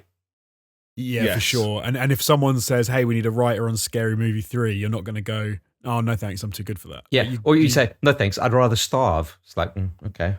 Yeah. Adam McKay, I mean, I know was it Don't Look Up, his movie that came out this week? Oh, right. I know, the reviews must have come out this week. But I know that movie isn't meant to be like amazing, but like, and don't get me wrong, his comedies were never quite as silly as Scary Movie 3 and 4. But like that, he pivoted very nicely. And I think, like the idea of someone who is very funny, but also actually incredibly intelligent and having something interesting to say about the world, I guess like that's not too far-fetched an idea, right? Like, no. Yeah. Like, we're funny on this thing, but if Jonesy came out and wrote some like crazy like political TV show, I'd be like, yeah, you know what? Okay, I believe it from Jonesy. It's coming, fellas. Just wait until we start our show. I can't even think of a fucking funny name. There you go. No, so maybe it's best that it's not happening. Moving on. Oh, I thought you wanted that to be the name. I can't think of a funny. No, name. I think if we had to have a show, it'll probably be called like I don't know, like literally called I don't know. Yeah, I don't know. Or maybe Idaho. Or maybe by and large. By and large. By and large. See, I think by and large could catch on. I think it's got a ring to it. No, or maybe on the whole. I know what it needs to be. Oh my god, I've just fucking done it. Yeah. If I ever leave you guys in the dirt behind and start a new podcast with someone who's bisexual, it's by and large. I like it. That's I'd be okay with you leaving the Super Show to do that. Unless either of you two wants to come out, discover yourself later in life. I mean, okay. Never say never, right? See, I think if we had a show, it should just be called Buscuts. Buscuts. Buscuts. I'm down for it. It's like it's about people making a podcast and trying to make YouTube content. It's by like a so you want to go the Seinfeld route? It's called Buscuts. Buscuts. Yep. Wow. Now, how does one get from biscuits to Jeff Keighley? That's the real question. Okay. One thing Jeff Keighley would happily wear on his feet. Some biscuits. So hang on, that's a good question. What footwear did Jeff Keighley go with this week? Did anyone make Weren't they like were they like black silver shiny boots, or am I misremembering that? You reckon they were shiny? We could do some on the fly fact checking. I remember thinking that he posted a picture before the show, like of his feet. Check. What do the kids call it? Oh, of his feet specifically. No, like his feet were in. He was doing like a picture of the stage or whatever, and his feet was there. I just like the idea of like Jeff Keighley like having like a side hustle where he just does like weird foot porn, and he like does those videos where he's just rolling his toes around. Yeah, what's that? What's that site that Jonesy went and looked up after we spoke about it? Oh, WikiFeet. WikiFeet. Yeah, WikiFeet. I'm watching it live. So okay, they're not shiny. He is sort of going for a kind of a suit within more casual shoe kind of thing. They kind of look like almost like high top sort of Converse-y style shoes. Oh no, what colour are they? They're kind of like a greyish colour. Right, yeah. I think what we're getting at though is that Jeff Keighley, compared to his former shiny shoe self, a little bit dressed down this week as he took to the stage for the Game Awards 2021, which, let's be honest, we all might mark in our calendars initially as a show about presenting awards to some of the greatest games of the year, but in reality, it ends up becoming 3.5 hours of game debuts, game reveals, game trailers, gameplay, game promotion, and adverts for lots of other weird shit in between. Yeah. Not even good ones, like nothing on the Hydrobot level, Chris, just kind of like random adverts for like, oh, there's a sale on the e-store. Yeah, I think they should have just brought back Hydrobot. Like, get rid of Jeff. There's just your have real Hydrobot. Hydrobot, yeah. Thing. I mean, like they said it themselves, Maybe. how do you take things to the next level? You get Hydrobot involved, and he's nowhere to be fucking seen. But yeah, like, let's be honest, we're going to mention... Sorry, Jay. I just got this image of like Jeff Keighley with like blood all over his face with a knife, and he's like shanked Hydrobot to death. He's like, you're not taking my sunshine. That sounds like a skit that Devolver Digital should get ready for their next E3 press conference. I like the sound of that. Yeah. But I figured that for the sake of conveniently delivering news to the folks at home and us being able to discuss it, we kind of follow the Game Awards leads, so to speak, which is that, yes, we will mention the odd award and the odd winner, including the big award itself, which is Game of the Year, that was revealed at the end of the show. But mostly, a lot of the talking points we have here are games that either, like I said, got revealed or got new gameplay or got release dates. So how about we just start rattling through? Yeah. And just a week late. Brains. Well, it was awful timing. Jonesy and I joked about it last week, didn't we? Like, yeah, it was so goddamn late. I think it started at 1 in the morning, didn't it? Started at 1 in the morning and ran till 4 a.m. Yeah, and someone on Twitter, I can't remember who it was, but they had a pretty fucking decent take. It said, no award show should have a runtime longer than Avengers Infinity War. I like that. I agree with that. And then you can watch both at the same time and have a pie. The problem I think with award shows in general is they're long because they drag and they have all the nominations. Oh, here's this category. But I get why, because of that they want, with the Game Awards, they want to have like loads of trailers and show off new stuff. But then you put the two together and you end up with an absolute behemoth of a thing. Which I almost feel like they should break it down into like a week-long thing now. Like almost like a Summer Game Fest. No, man, they should almost like separate it out. It's like the ridiculous. Oscars, right? The Oscars each year they get like shorter and shorter. The speeches get shorter and shorter. And what they've always done is they've had particular awards kind of just given out before the actual televised show. But that's because no one cares about the Oscars, though. Like the Game Awards is insanely popular. Like millions upon millions of people watch it because they want to see the new stuff. But I feel like the Oscars is getting less. Yeah, but hold on. But that's because they want to watch the new stuff. They don't want to watch the awards. Like, sure. They want to know who wins. Top line, like, sure. No, that's what I'm saying. They want to watch the Game Awards to watch that new stuff. And the way that they get the people to watch the awards is by having the new stuff. But the Oscars is just getting shorter because people don't watch we it. just do our own, like... Yeah, hell yeah. We need to take Jeff Keighley's fucking thunder, okay? Because we could do it in an hour. I know we could. Well, it depends on the reveals 15 minutes. The kind of reveals that we could get. Minutes, yes. Yeah. Probably. Because our 15 minutes would be like, right, hello everyone, tonight we've got no sponsors, nobody wanted to advertise, no one wanted to reveal their game this evening, and we've got one award to give out. It's Game of the Year, and it's gone Star Citizen. Congratulations, and have a good evening. Now watch this trailer. I think, yeah, exactly. I think Keighley's, though, his hands are tied a little bit, because the ironic thing is that since the launch of the Game Awards, he's since gone on to create the Gamescom opening night live show, which is not an award show, and that is proof that if Keighley wants to stand on a stage and show off trailers and gameplay videos, people will watch. I think the issue was that when he launched the Game Awards all those years ago, it was at a time where like the idea of like mainstream media and video game coverage crossing paths once again was still a little bit like are people going to watch this? Where do we stream it? Like, are we going to get enough eyeballs on YouTube and Twitch? Does a TV network want to pick this up? And for Keighley, I think it was like, you can advertise anything. You can get like actors or musicians or whatever on stage. You could do live performances. It's just it's a format that mainstream and traditional media understand. But now the viewership, like Josie said, has got so large, it seems less relevant. Yeah. I don't know. Yeah. Did he start it? Was it literally he started the Game Awards on his own? The Game Awards as the Game Awards, yes. Like there were old Game Award shows, and like he was involved in old like video game TV and digital productions in the past. But that was why he did it. He was like, oh, I'm from like old video games media back when you used to try and get onto television because that's what we thought the future was, back when G4 TV and stuff was still a thing. That all fell apart, but actually, is there still a gap in the market for the video game Oscars? And the answer was yes, with an asterisk. The asterisk being if you stuff 3 hours of reveals into it.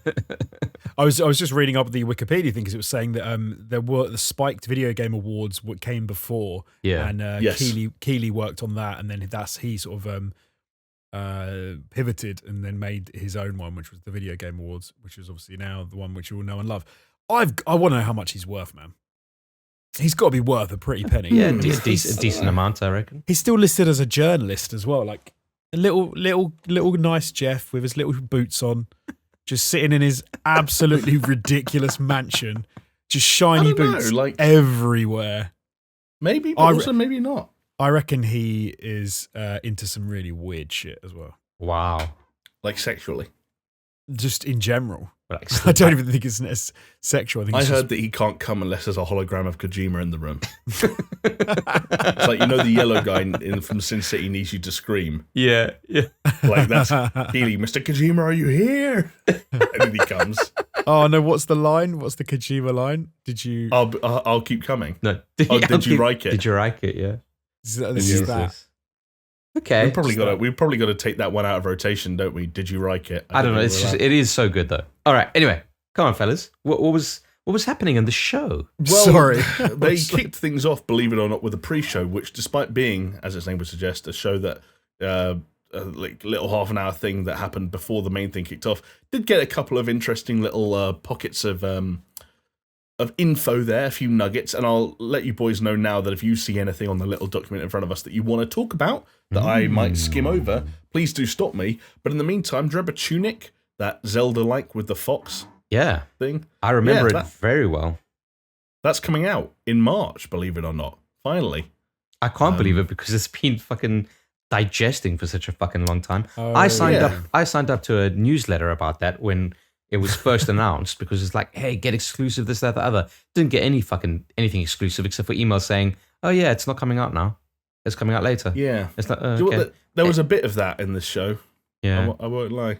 I think with like Tunic, it's one of those things where for me, it's been around for too long and it's taken too long to come out that I just don't care anymore. Right. Yeah, then, that's a killer when it's like that. Yeah. Naturally, the other question then is that the same case for you, Chris, when it comes to Homeworld 3? I was never a big Homeworld person, despite my love of RTS, even though it wasn't really an RTS. But yeah, I don't care. Do you know what? I loved Homeworld. That was it was one of my first experiences with insanely pretty spacefaring like RTS like games. I thought it was absolutely I loved it. I played far too much of that game and I wasn't very good at it. But it was. Do you ever have that thing where you come back to a series and you kind of say, is there ever going to be another entry? I've over the years have tried to see like when the hell is Homeworld 3 coming out? And so I was actually really I was really glad to hear that this is coming, because I think is it Gearbox? I think who are taking on Homeworld 3. That sounds believable. I can tell you that it's been that Homeworld 2 was all the way back in 2003, which sounds crazy to say out loud. Mad, yeah. Nearly 20 years ago. Yeah, that's insane. And then the intellectual property for it kind of bounced around a little bit. Gearbox are indeed publishing Homeworld 3, which was partially funded through crowdfunding platform Fig. Oh, yeah. I feel like that's the first time I've said Fig out loud for ages. Fig. Do you know what else I haven't... Oh, sorry, Chris. I heard you a sharp intake of breath. I was just wondering, wasn't there... There's a game called Shipbreakers, and wasn't that... Oh, no, that was Hard Space. Shipbreakers. That was Hard Space, not Homeworld, sorry. Oh, right. Yeah, that's the one where you fly around space, like breaking down bits of like ships for like scrap and stuff, right? Or... Well, no, you're on a planet, and the planet have like crashed ships and stuff. But oh, right. Yeah, but it was a Hard Space game, not a Homeworld game. I thought it was maybe an offshoot, but anyway. Well, it doesn't. Hey, even if you don't want to play Homeworld, Chris, you can still get your fair share of spacefaring because guess who's back? Back again. Telltale's back.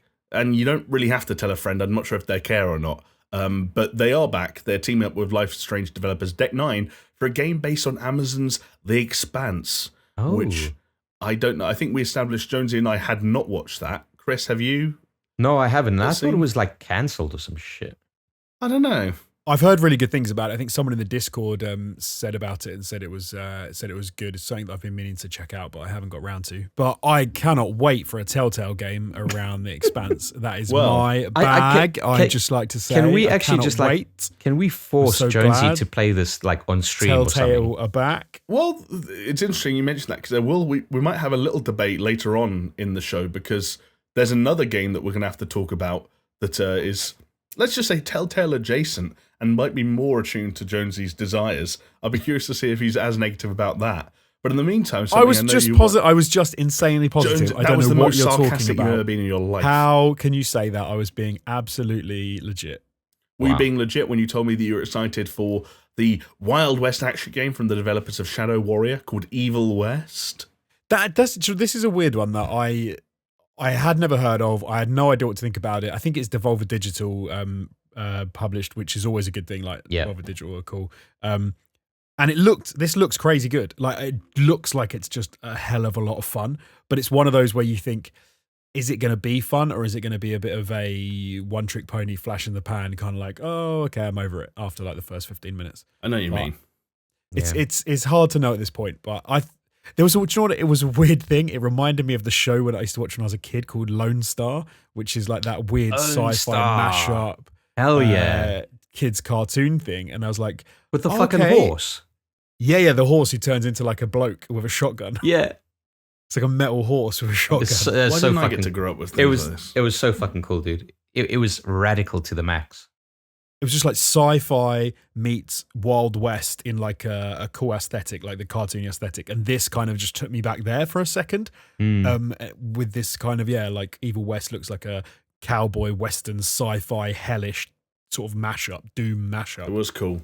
It's it's easy, like you're right, Jonesy. It's easy to kind of look cool in a 1 minute long gameplay trailer that's like quite stylized, but it did have some definite flair moments. Another game with some flair moments, Chris, that I picked out because I actually thought that you might like it as a little sort of like on the go experience. As someone who I know had enjoyed Hollow Knight in the past, and that's a new roguelike game called Have a Nice Death. Yes. Which bit of stylish action with a cool art style, seeing you play as the Grim Reaper. Yeah. Well, Jamie, I mean, we need something to tide us over while we wait for Silksong, right? Which, yes, the other thing that we learned this week is that Silksong continues to not exist in anything. It can still vaporware. Vaporware. Can I just... Something weird's fucking going on here, fellas. Okay, so we've got Evil West, but we've also got Weird West. Right, yes. Right, and now we've got Have a Nice Death, and earlier this year we had Death's Door. Yes, like, correct. Come on. This is like the year we always talk about where there were like 2 Volcano films and 2 Robin Hood films. It's just like... And 2 Asteroid Impact films. And now we've got 2 West games and it's 2 just, Death games. It's just like, I'm a little bit over it, fellas. Like, let's just get some originality going, okay? Yeah. Said the person from the SuperShow. Hey, we're the most original thing on podcasting platforms since, I don't know, Serial, maybe? Wow. Can we say that? Oh, maybe when we properly release Known Murderer, we can say that. Yes, exactly. Watch this space, folks. 2022, a big year for celebrity killings. I can feel it now. Hello, and welcome back to Known Murderer. Do you know he's got it. He's nailed it. It's my Known Murderer voice. I love it. It's that was what is it? What was the show that you guys probably watched that was before my time that The Simpsons used to parody with a voice like that? Quantum Leap? No, not Quantum Leap. It's the show that it's like it's also got a parody of it in Alan Wake. It's on the TV shows in that, and it's like The Simpsons. You're looking through a door, like Twilight Zone. Twilight Zone, yeah. Oh, Twilight Zone. That Twilight Zone was great. Well, I can't remember what's the intro. Because there was an original Twilight Zone back in the day. Like I was well too like in the 40s or something, right, or 50s, something like that. But then they had like a newer version which was around. There was a movie that was like a collective of like Steven Spielberg and all those directors. Like I think it was early 90s or late 80s. Yes, in the 80s, right. You're right. And that was sick, man. That was so cool. There was one, I think it was the Spielberg one, where John Lithgow was on an aeroplane and they flying through a storm, like a thunderstorm, and he's got a window seat and he looks out on the window, and on the wing of the plane there's just this fucking creature like tearing out the engines. That's why I remember being parodied on the Simpsons. Yeah, it's stuck in my head so much because it's such a fucking great little skit. Did you ever see The Outer Limits? Yeah, that was another Twilight Zone kind of deal where it was always had a weird moral. I haven't thought about The Outer Limits in like ages, dude. I remember because the intro was like the creators or the TV would go weird. Go, we're controlling the horizontal, the vertical, from the like inner mind to the outer limits or something, and then you'd have like a moralistic sci-fi story that were always a bit like too. But speaking of the outer limits, someone Jeff Keighley hauled in from the outer limits of relevance. Sting took to the stage early on in the Game Awards. He apparently, I actually heard something about this, about the performance. He was mid-sex session, and they wheeled him away to perform, and he was still keeping himself going mentally, not don't get your mind out the gutter. And then they wheeled him back, and then he carried on. In fact, I heard one step further that Sting actually, if you watch it back, he has 6 orgasms in the duration of that one. So you can't sense them; it's all tantric. I thought it was one big one. There is a recommendation to not stand so close to him. Oh, because he'll come all over you. Yeah, exactly. He was there because his song, I don't know whether he wrote it for the show or whether it was the show poached it, but Sting and his music did appear in the Netflix series Arcane, which is apparently very good, so shout out to them. I've watched half of it. It's not bad, you know. Yeah, I keep hearing very good things, and I'm Yeah. not sure if it's because people are pleasantly surprised or because it's actually good, or I don't know. You I know. haven't seen any of it at all. Hey, sorry, I was go going on. to say, watch it. Watch the first 10 minutes of an episode and see. All You'll right, know by maybe. then. True, actually. True. 10 minutes. Is that long enough? Maybe. I'll give it a go. No, I reckon, yeah. The art style looks rad. I watched the trailer. Yeah, it's cool, The art man. style It's is cool. cool. I thought it was quite nice, though, that someone like Sting, who's, super duper famous, could sacrifice that bit of time to come to the Game True. Awards. The amount of other people who I thought were going to be there in person and just videoed in was like a little bit disappointing. Like Jeff Keighley was very happy to say like, "Hey, it's Ben Schwartz and Jim Carrey," when in reality it's like it's Ben Schwartz and a video of Jim Carrey. Well, I like, mean, okay. sorry, fellas, there's still a fucking pandemic going on. You're not wrong. Not everyone could get to LA. We had to settle for Simu Liu and Will Forte. No, what's the guy's name? Will Who's in Arnett. Borderlands. Will Arnett. Yeah. Anyway, before we got to any of that, we did actually get a couple of very big, very hot, very spicy reveals to start off the show.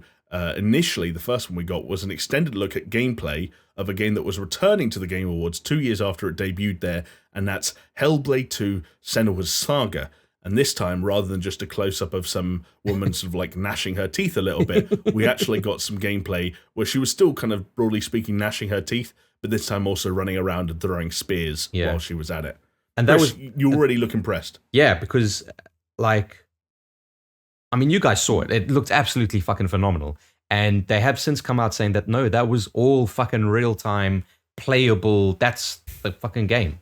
Which is a bit of a question mark. Like you could kind of see where it's like, okay, this is the seamlessness between cutscene and gameplay. Like there was that little bit of like, oh, she turns around and then you control her. But first of all, like what the fuck was going on there? But it just looked incredible. I don't know. It looked really fucking cool. It did look cool. I thought, again, maybe this is just an editor's eye thing, and I don't know if, we go back to it and look at it, what we'd think. But always an interesting aesthetic choice when they layer on so many what are essentially, fake camera effects. So whether it's like chromatic aberration or like a dirty lens or very intense use of like of bokeh and stuff like that. Sometimes it muddied up the image in such a way where I was like, I kind of see I want to see what her face looks like when both her and the camera are clean, because clearly like the fidelity is phenomenal here, but you've also muddied up the image quite a lot in sort of like but then that's part of the aesthetic, and I kind of dug it. But Jonesy, I'm not gonna. You pull the face. He's not vibing. He's not vibing how I'm vibing. I'm that fucking cat in the corner going like. Do you know? I tell you that my issue with this, as actually a similar issue I had to something that we'll talk about in a bit, which was, and I think Chris alluded to it, is it looked amazing. Like, and they said this is gameplay. This isn't like a pre-rendered trailer or anything like that. And I was just like thinking, okay, so where is the cut from when it's effectively an in-engine cutscene and it cuts back to her and then she can do something? Because obviously this wasn't all playable.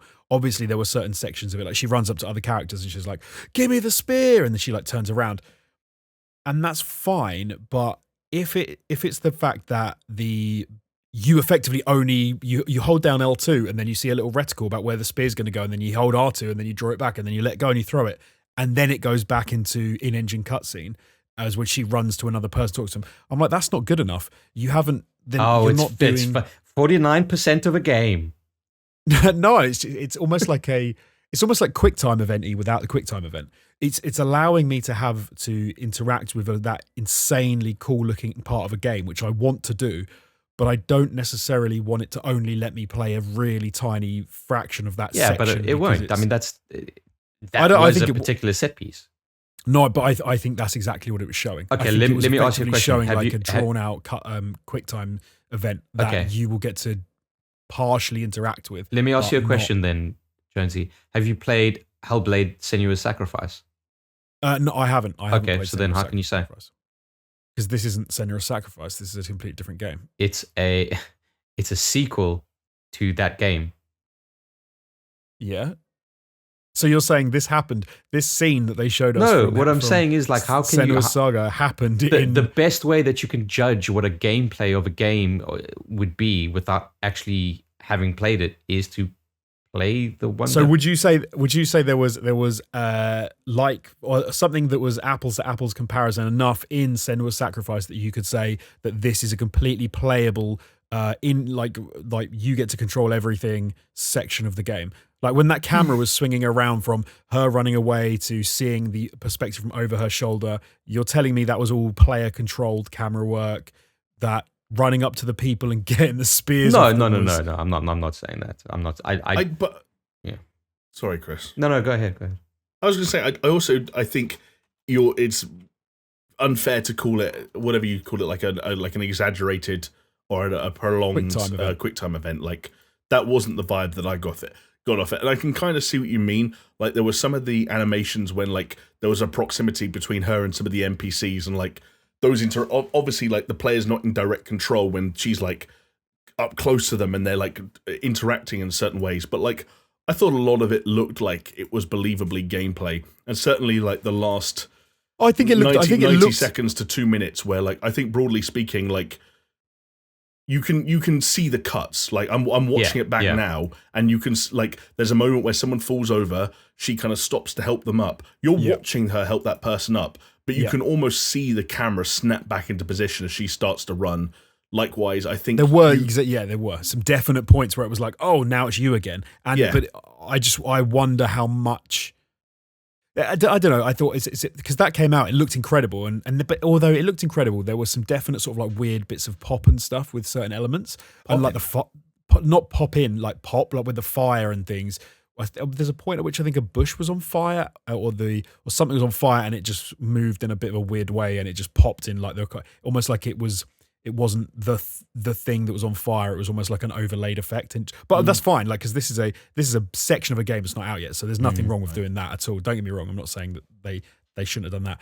But there was weird to come out and go, this was all gameplay, because it made me think, is it all gameplay or is it cutscene and gameplay, and just you can't tell whether we can't really tell. I think probably what they mean is that like it's a section in the game rather than like saying this is what you'll be playing. Whether you're fully in control for the duration of the thing or not, it's like this is from the game, rather than saying like, "Hey, this is a cutscene." Right, which that's great, that's fine because it looks fantastic. But I don't know, it was a weird flex for them to come out after and go, "This is gameplay," and I'm like, that to me suggests I can just play that whole section, which. I mean, if you turned that game on, played that, then turned it off because you had to go to bed. And I said to you, Jonesy, how was Hellblade last night? Like, did you have a good time playing it? You'd say, well, I didn't really play it, did I? No, but you know what I mean because there were this many minutes of cutscene. Yeah, because it was 49%. It's 49% gameplay, 51%. You know what I mean when I say like a scene is cutscene and gameplay intertwined. Like and a QuickTime event is the best example. It's called a video game. Yeah, Spider-Man PS4 boss fights. Like, but how much? Oh, okay, yeah, you could. But some of those have got like QuickTime events and stuff in them for sure. But it's the QuickTime event-y feel of it, which I was a little bit like, is it going to feel a bit like a QuickTime event? And do you know what? No, we'll talk about it in a bit because it's not coming up yet. But I had the same issue with something else that people were raving about. That really kind of irks me. This is what we get when we invite a Sony pony onto the podcast. You know, he's got that blue tint over his eyes clearly. Yeah. What? No, I'm teasing. I do get. What it you looked mean. great. Like it looked fantastic. It looked fantastic. Like it made me want to play Senua's Sacrifice because I was like, Jesus Christ, I still haven't played that game. And it's on Game Pass. There's zero excuse to not play it. And by all means, although Jamie raised a really interesting question after the fact, which was I think we just watched it, and he raised the point of Senua's Sacrifice is as a game effectively about like mental illness and is in her head and her things that she's dealing with sort of have a given form and they're affecting her, but they're not necessarily real. And then Jamie made the point, which was, hold on. She just ran into a cave with a giant baby half man thing that everyone was attacking and throwing the people around her are at. attacking it. Yeah. Where it's very plausible, if not intentional, to interpret Senua's Sacrifice as a story that takes place within her head. as essentially her schizophrenic misinterpretation of folk tales. Yeah. Yes. And do you know what's funny? After we logged off that call, Jamie, it reminded me of something else. And I thought, like, and you're absolutely right, which is, and this is a kind of a weird example, but so, you know, in American Psycho, the end of American Psycho is supposed to have a sort of an idea of, did he actually kill anyone, or is it all in his head? Right. There was a god-awful movie called American Psycho 2. Mila Kunis. Mila Kunis is in it. And it opens with Mila Kunis killing Patrick Bateman. And she then goes on, I think, to become like another serial killer. Have you never heard of this? No, Yes. I honestly never slipped me by. Yeah. So in the first scene of the film, it confirms that, oh no, American Psycho happened and he was a serial killer, because she kills him, I think, whilst he's trying to kill her or something like that. And it was kind of what Jamie said. It's where you take an original entry in a series and you effectively just do away with any of the mystique around that, and you say, no, that all did happen, all that stuff was real. Which is I'm not sure how they're going to deal with that in this. Maybe it's. Do you know what? It's, again, like I know we've done this like 5 times already, but there's another game that we're coming up to in a bit that also has to deal with a bit of that, which is like, right. How do you interpret the events that have happened in the past in terms of how they influence, or how they lend themselves to an interpretation of what's happening in the present. One game that's probably not going to deal with any of that, although knowing David Cage and his slightly heady ambitions, there's no guarantee, was the recently leaked and now official Star Wars game coming from Quantic Dream, and it's called Star Wars Eclipse. Yeah. And we got a pretty moody, almost Dune-esque trailer for this game as it showed off a Star Wars game set in the High Republic era, from what I gather, Chris. Yes, Jerry. It's I think you gather correctly. Yeah, and I think you're absolutely spot on with the kind of like Dune reference. When it started, you kind of like, what is this? Is this Dune? And then obviously you see the Lucasfilm Games logo, and you're like, okay, it's Star Wars. Yeah, very, very, very moody, very good looking kind of trailer. I didn't really like all the fucking drum shit. I thought that was a little bit wank, but then when too tribal. Yeah, a little bit too tribal for me. You know, I'm not about them tribes, okay? No, but exactly. When it turned out to be some kind of like a, I don't know, summoning ritual or whatever for what would presumably be the Sith side of the story, then I was like, okay, could be some interesting takes here. I was just glad to see the fucking really racist depiction of an Asian Trade Federation aliens. I thought that was cool. Yeah. I mean, again, David Cage, if anyone can handle that stuff tactfully, it's the main man, DC. What's funny is I just read something in your little doc here, and you've just reminded me something that we didn't talk about that maybe we should have talked about, that we could have mentioned. But Please, no, go for it. I don't know if we should. No, I think I'll say. Oh yeah, you got to. Yeah, you got to. Well, it was the elephant in the room, not just at the moment of the Star Wars Eclipse reveal, but also as people sort of decided to break down the show afterwards, which was that, again, there was lots of heat surrounding Jeff Keighley and the Game Awards in the run-up to the show, because obviously the games industry, depending on how you look at it, is kind of on fire at the moment. The Activision Blizzard situation is ongoing and is a complete shit show by most accounts, and there were also lots of other things going on in the run-up to the Game Awards. We mentioned the Raven Software layoffs, for example. They were one of the things being actively protested when the Game Awards started. In fact, there were people protesting outside the Game Awards. Not many of them, but there were some there. Jeff Keighley did take to the stage and did try and address it by essentially saying that both him and the Game Awards didn't sort of like stand for or agree with any form of sort of workplace harassment or sexual abuse in the workplace or any of that stuff. And I'll break this up into 2 parts because I think I've just remembered what Jonesy's getting at. But in the moment, he basically said, hey, look, we don't stand for any of this stuff. If you're experiencing it or you want to talk about it, here's a hotline you can call that's kind of like a guidance and help, and sort of like, call someone or send a text message and have a chat and feel better about it, because that's the way mental health works, kind of phone number. And then like 10 minutes later, announce the brand new game from Quantic Dream, who are still have an active, like, ongoing situation with their workforce with some pretty atrocious allegations. They were the ones who were like had nicknames for women based on their appearance and their features, and would do like photoshops of employees in doing weird shit and all kinds of just bad stuff like that. Yeah. I think it's still an investigation going on, right? Yes, it's still ongoing. And David Cage, who is confirmed to be a big part of this game, even if his name wasn't said during the show, is an active part of the allegations made against both him and that company. Yeah. Jonesy, do you want to talk about the thing that, like, the other thing though? I'll mention it briefly. Did you say it to Chris? Because it might be. I completely forgot about it up until. I did as well. Okay, but sometimes the universe throws up some weird, goddamn coincidences. Yeah. And it just so happened that so when we recorded the podcast last week, we did it just before the show went live, and Jamie and I actually we were still online, and we sort of caught the beginning of the show as the pre-show was going on, and we were sort of talking about some stuff, and we randomly got talking about some old school gaming kind of stuff, and we ended up talking about a little cared about YouTube series anymore, made by everyone's favorite game critic Anita Sarkeesian. And we were talking about, because she made a lot of like tropes in video games. We were talking about the series Tropes in Video Games.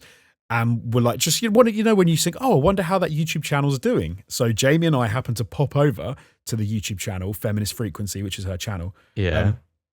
And they're like, they get a couple of thousand views they do a podcast. I think it's like a weekly podcast, like we do. And they get a couple of thousand views. So doing better than us. Great. Fine. Yeah. Thanks. Interestingly, they have a number of videos which are like fundraiser videos, which Jamie and I was like, what's that? And Jamie said to me, if you have a thing which is tied to like a fundraising thing on YouTube, it gives you a tag, like a sponsored or something like that, or an ad or whatever. Looked into who the fundraiser was for, and it was for a hotline for people if they face harassment in video games. The person who owns the harassment website is Feminist Frequency. So Anita Sarkeesian is the owner of the website with the hotline. 10 minutes later, Jamie and I log into the Game Awards, and he pushes the very same hotline owned by the one and only Anita Sarkeesian, which was bizarre. And I'm not making any comments about any of that sort of stuff, but it was really weird that Jamie and I hadn't probably thought about any of that stuff, Gamergate, Anita Sarkeesian, any of that for years. And then we happened to look it up and go, who owns that company? And we spent about 5 minutes, Jamie, right, looking up who owned it. And going because initially, again, not to throw any shade or start any kind of debate, because that stuff is all dead in the water as it should be now at this point. But we thought it was very strange that all her best performing videos had retroactively been changed into fundraisers to promote and raise money for a charity that she owns and runs, and that when you look into the personnel involved in that charity, there's her as the founder and the head of the company, and one person who essentially does the community, one person who, to put it bluntly, replies to the texts and answers the calls. Right. So it's like this 2-man charity that you founded, and like you're now using your biggest. I don't know. We were looking into that and like whether or not that was strange. But like Josie said, I haven't thought about Anita Sarkeesian for about 3 years, and we found out about this thing, got kind of fascinated by it, and 10 minutes later, Jeff Keighley was on stage telling people to give them a call if David Cage has photoshopped their head onto someone fucking big. It was so weird. It was one of those where it was the weirdest of coincidences. And then to have it pushed on the Game Awards was I thought it was super interesting that it was her charity that got pushed. Like, not interesting, like coincidental, or just funny in a weird kind of way. And that's all I've got to say about that. So, fellas, what you're saying is you're really excited about Star Wars Eclipse. Yeah, sorry, big Chris, time. Yes, something that some people are going to be excited for, especially people who like the Korean slant on video games, is Lost Ark, the free-to-play MMORPG based on the hit Korean game, coming out in February, published by Amazon Games. Are you going to play it? Probably not. Should we have heard of it? Probably. I don't know. The problem is it's the MMO aspect of the ARPG. Like, I'm all for ARPGs, but the MMO aspect always just kind of fucking muddies the waters, isn't it? I'm going to wait for Diablo Immortal. Yeah, sure. There's some Diablo news coming out tomorrow at the time of recording, but I don't know what Interesting. It's probably going to be about Immortal rather than Diablo 4, but yeah. Who knows? Diablo 4 is now coming out in 2024. I mean, at this rate, it's going to be some kind of fucking Diablo NFT. So fuck it. Actually, you're probably who gives right. a shit? Moving on. Yeah. Like Diablo 4, another game that probably isn't going to come out for fucking years, is Wonder Woman. But it is perhaps still worth talking about because Wonder Woman will mark the return of Monolith Productions, who are the team behind the popular Middle-earth series. And whilst the cinematic trailer they showed at the show didn't give anything away, they've confirmed since in interviews that it is going to be a single-player open-world experience that will play to their strengths. And very interestingly, for people who have anticipated its return, the infamous Nemesis system that no one else has been able to copy will be back. Whether or not that suits Wonder Woman as a character, I'm as yet undecided. But I guess it's coming back, right? I think it's cool, man. Yeah.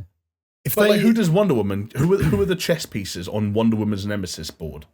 Oh, they've got to be like Marvel bad guys. Right. Well, DC bad guys, sure. Sorry, yeah. DC, not Marvel. But like each one, like a proper named character. I see. This for me is a weird one. Like I don't think they can because obviously the Nemesis system from the Mordor games had literally any grunt that you bumped into in the world. If they did you in, they would become like a named character, and they all had the individual names. That's the thing. I don't see how that works with DC in the same way because you'd have to have some random person who takes out Wonder Woman or whatever, then goes, oh, I got her. Now I'm going to be a big dog. Like, no one's going to care. But I could see it maybe being more of a thing with, like, individual DC, like, known enemies.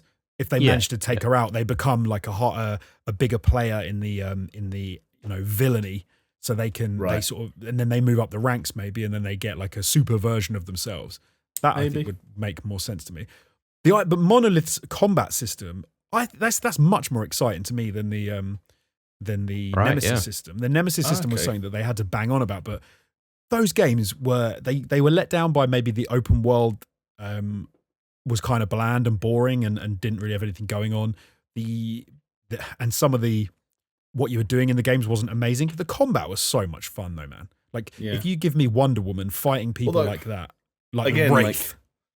It does seem slightly ironic though that the Middle-earth series was notable in terms of its combat for being one of the best Arkham-like combat systems outside of Arkham, and now it's being used on another DC property. Yeah, I don't know if I'd say it was. I don't know if I'd say it was too similar to Arkham that it would make if you played it you would be like, oh, this is really similar. Like I think but it scratched that Arkham itch though. It was definitely fundamentally identical to Arkham to the point where the controls were the same. Yes, you had a light attack on X or square. You would counter when or with Y or triangle when something appeared above someone else's head. You can press X or A to jump over that person. Like even the controls were identical. But I think if you get to where you got to the point, like maybe sort of a little bit further into the game, the way that the Arkham combat system was less about punching and kicking and flipping over people's heads and it was more about like using the gadgets and things. The Mordor games went much more down the route of like really close up melee combat. The paths diverge, yeah. As the skill trees filled out. Because you remember like the things you could do in the Mordor games, which was the best shit you could do in that game, was when you would take on one enemy and then you could chain your attacks and literally go from enemy to enemy to enemy like 300 style as you were smashing enemies this way and that and moving through a group of them. Whereas the Arkham combat, with the path that went down was much more of like crowd control. Like you were in a given area and you were fighting people, in a cluster. So you're completely right. I was misremembering the button stuff, but you're completely right about the fact that it starts out really similar. But I think the way it diverges, fair enough, screams Wonder Woman to me. Like I can imagine using that whip and the shield to like smash your way through opponents and enemies. Like that sounds wicked. Yeah, I think it's cool, man. There's a nice little surprise. Yes. Yeah. Really. You know what else was a nice little surprise, if perhaps a slightly more expected one? It's the grand reveal of Mr. Alan Wake. As Alan Wake 2 was officially announced, scheduled for 2023. Sam Lake was there in person on hand to show off the trailer and also announce that they will also mark Alan's foray and in turn Remedy's first foray into the survival horror genre, which I know, Chris, you and I both love Control. I just hope, because Control was tense even at the best times, I just don't want this game to be too scary, basically. Yeah, but I also want, like, I'll be honest, I was a bit disappointed when they said survival horror, because... Right. I wouldn't call a survival horror game. No. But they're saying Alan Wake 2 will be their first survival horror game, so they don't consider the previous ones survival horror game. I'm with like Chris's first reaction. I was like, oh no, like Control was wicked. Alan Wake's great. Like, why would you mess with that formula? Yeah, look, I mean, you got to give them props for what they do because they're really good at what they do, and they do kind of nail it. It's just something that with survival horror for me just kind of like really falls flat, like your Outlasts, etc. It's just kind of like it's smoke and mirrors, and you kind of see through it. Can they do something really cool with it if they evolve the idea of what a survival horror is? Yeah, and I mean, if anyone could do it, probably Remedy, right? It could be really cool. I'm just really glad that Alan Wake is another thing, and obviously we know that they're in the same connected world as Control, so hopefully we get some more Control kind of lore coming out there. Yes, I agree. And Alan Wake looked like Jake Gyllenhaal to me, so he did. Oh, I'd love an Alan Wake film with Jake Gyllenhaal. Oh, I'd come. I don't know, like that. I'm worried now because I would have liked it to have gone more the Control side of the survival horror kind of thing. But that's what. Two are both nuts. No, but hold on. I this is where I fundamentally disagree with Jonesy because that's what Control is for. Control is the Control game. Alan Wake is the Alan Wake game. Yeah, all right. Because I was getting ready to say that this was my favorite announcement of the show as someone who, guess what, played Alan Wake when Alan Wake came out, motherfuckers. All these fucking post-Control Remedy nerds trying to juke my jam. You juke your jizz. To be fair to you, I mean, Alan Wake going like survival horror that seems like a shorter distance than Alan Wake going Control. Yeah, agreed. Yeah. But I suppose because I'm a wuss, so and I don't like scary games, and I don't like that tense. I don't like the tense feeling that you get when you're having to like go, oh no, I haven't got enough ammo. Oh no, what am I going to do? Who's behind the door? Like I don't like that. I like the Control. Not ammo, buddy. Batteries. You don't have enough batteries for it. Batteries. Yes. But no, I like the Control thing made you feel tough as nails by the end. Like you felt like you could take on anyone. I like that. I like that feeling. Yeah. But, you know. Do you know what else is tough as nails? No.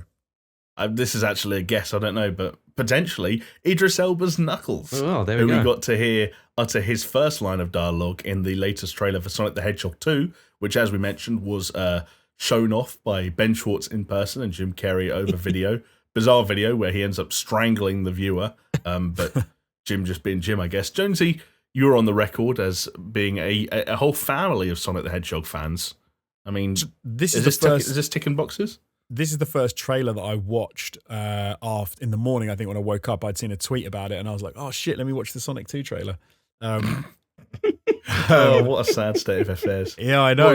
Out of all of the announcements, let me watch the Sonic 2 trailer. No, because I woke up. I was groggy, and I was on Twitter, and it was like, I don't know who the tweeted, but it was like, "Oh, Sonic 2 trailer." I was like, "Oh yeah, Sonic 2." So I watched that, and I thought it looked really cool. I think it's always tricky with a sequel to like because you don't have the origin stuff to deal with. You've then got to like bring a different element to it. It looked cool, and they've set up the idea of like Knuckles and Sonic are going head to head. Like Knuckles is Dr. Robotnik's henchman. As powerful as Sonic, and they sort of come to head, and then they're going to fight and stuff, which is always dangerous in films, but it looks like a lot of fun. The first one was cool. Yeah. So, you know what pissed me off about it? When Tails was there, and they were like, "Oh, what's your name?" and Tails was like, "It's Tails." I was like, "Wrong. You fucked it." What is Tails' name? Miles Tails per hour. Miles per hour, yeah, because it's like miles per hour. Miles per hour. Yeah.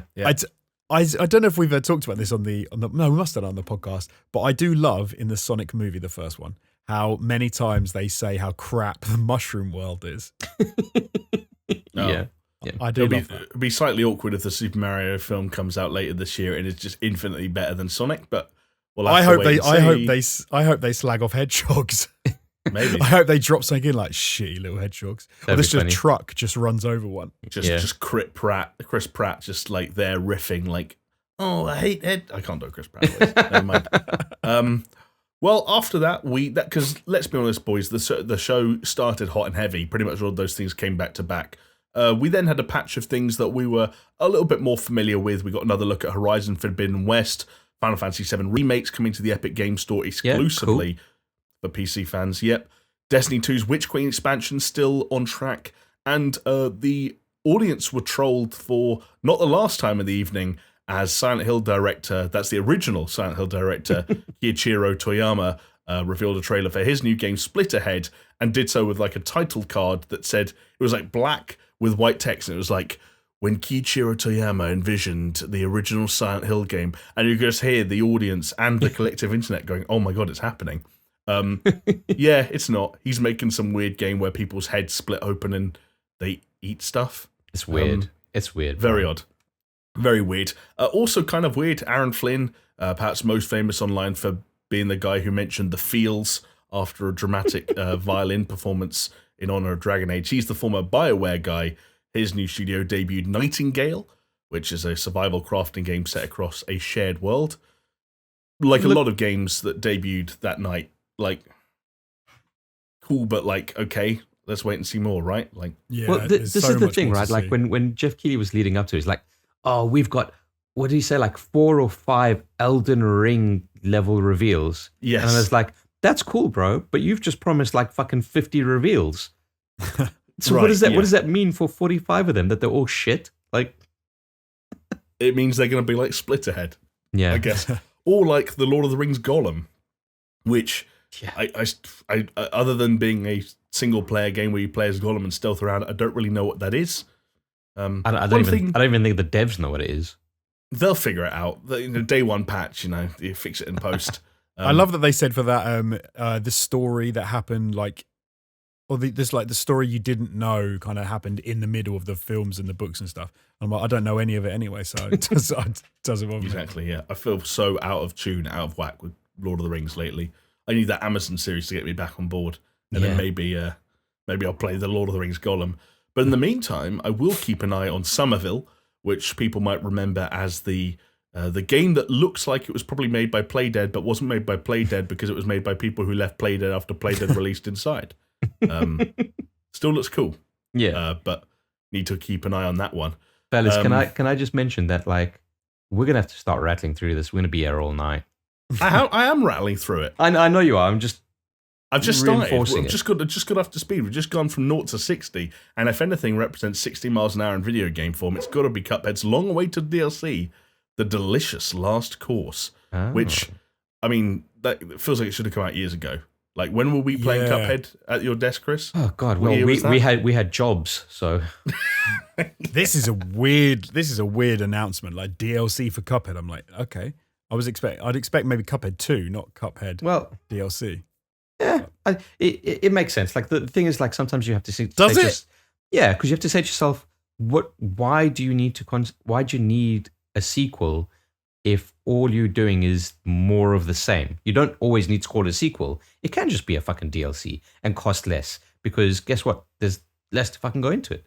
And if what people want is just more Cuphead, then that's this. I feel like the problem though is you don't pull in any new players with DLC. I feel like you maybe do with a sequel, but with a that's new fair. game, That's fair. Yeah.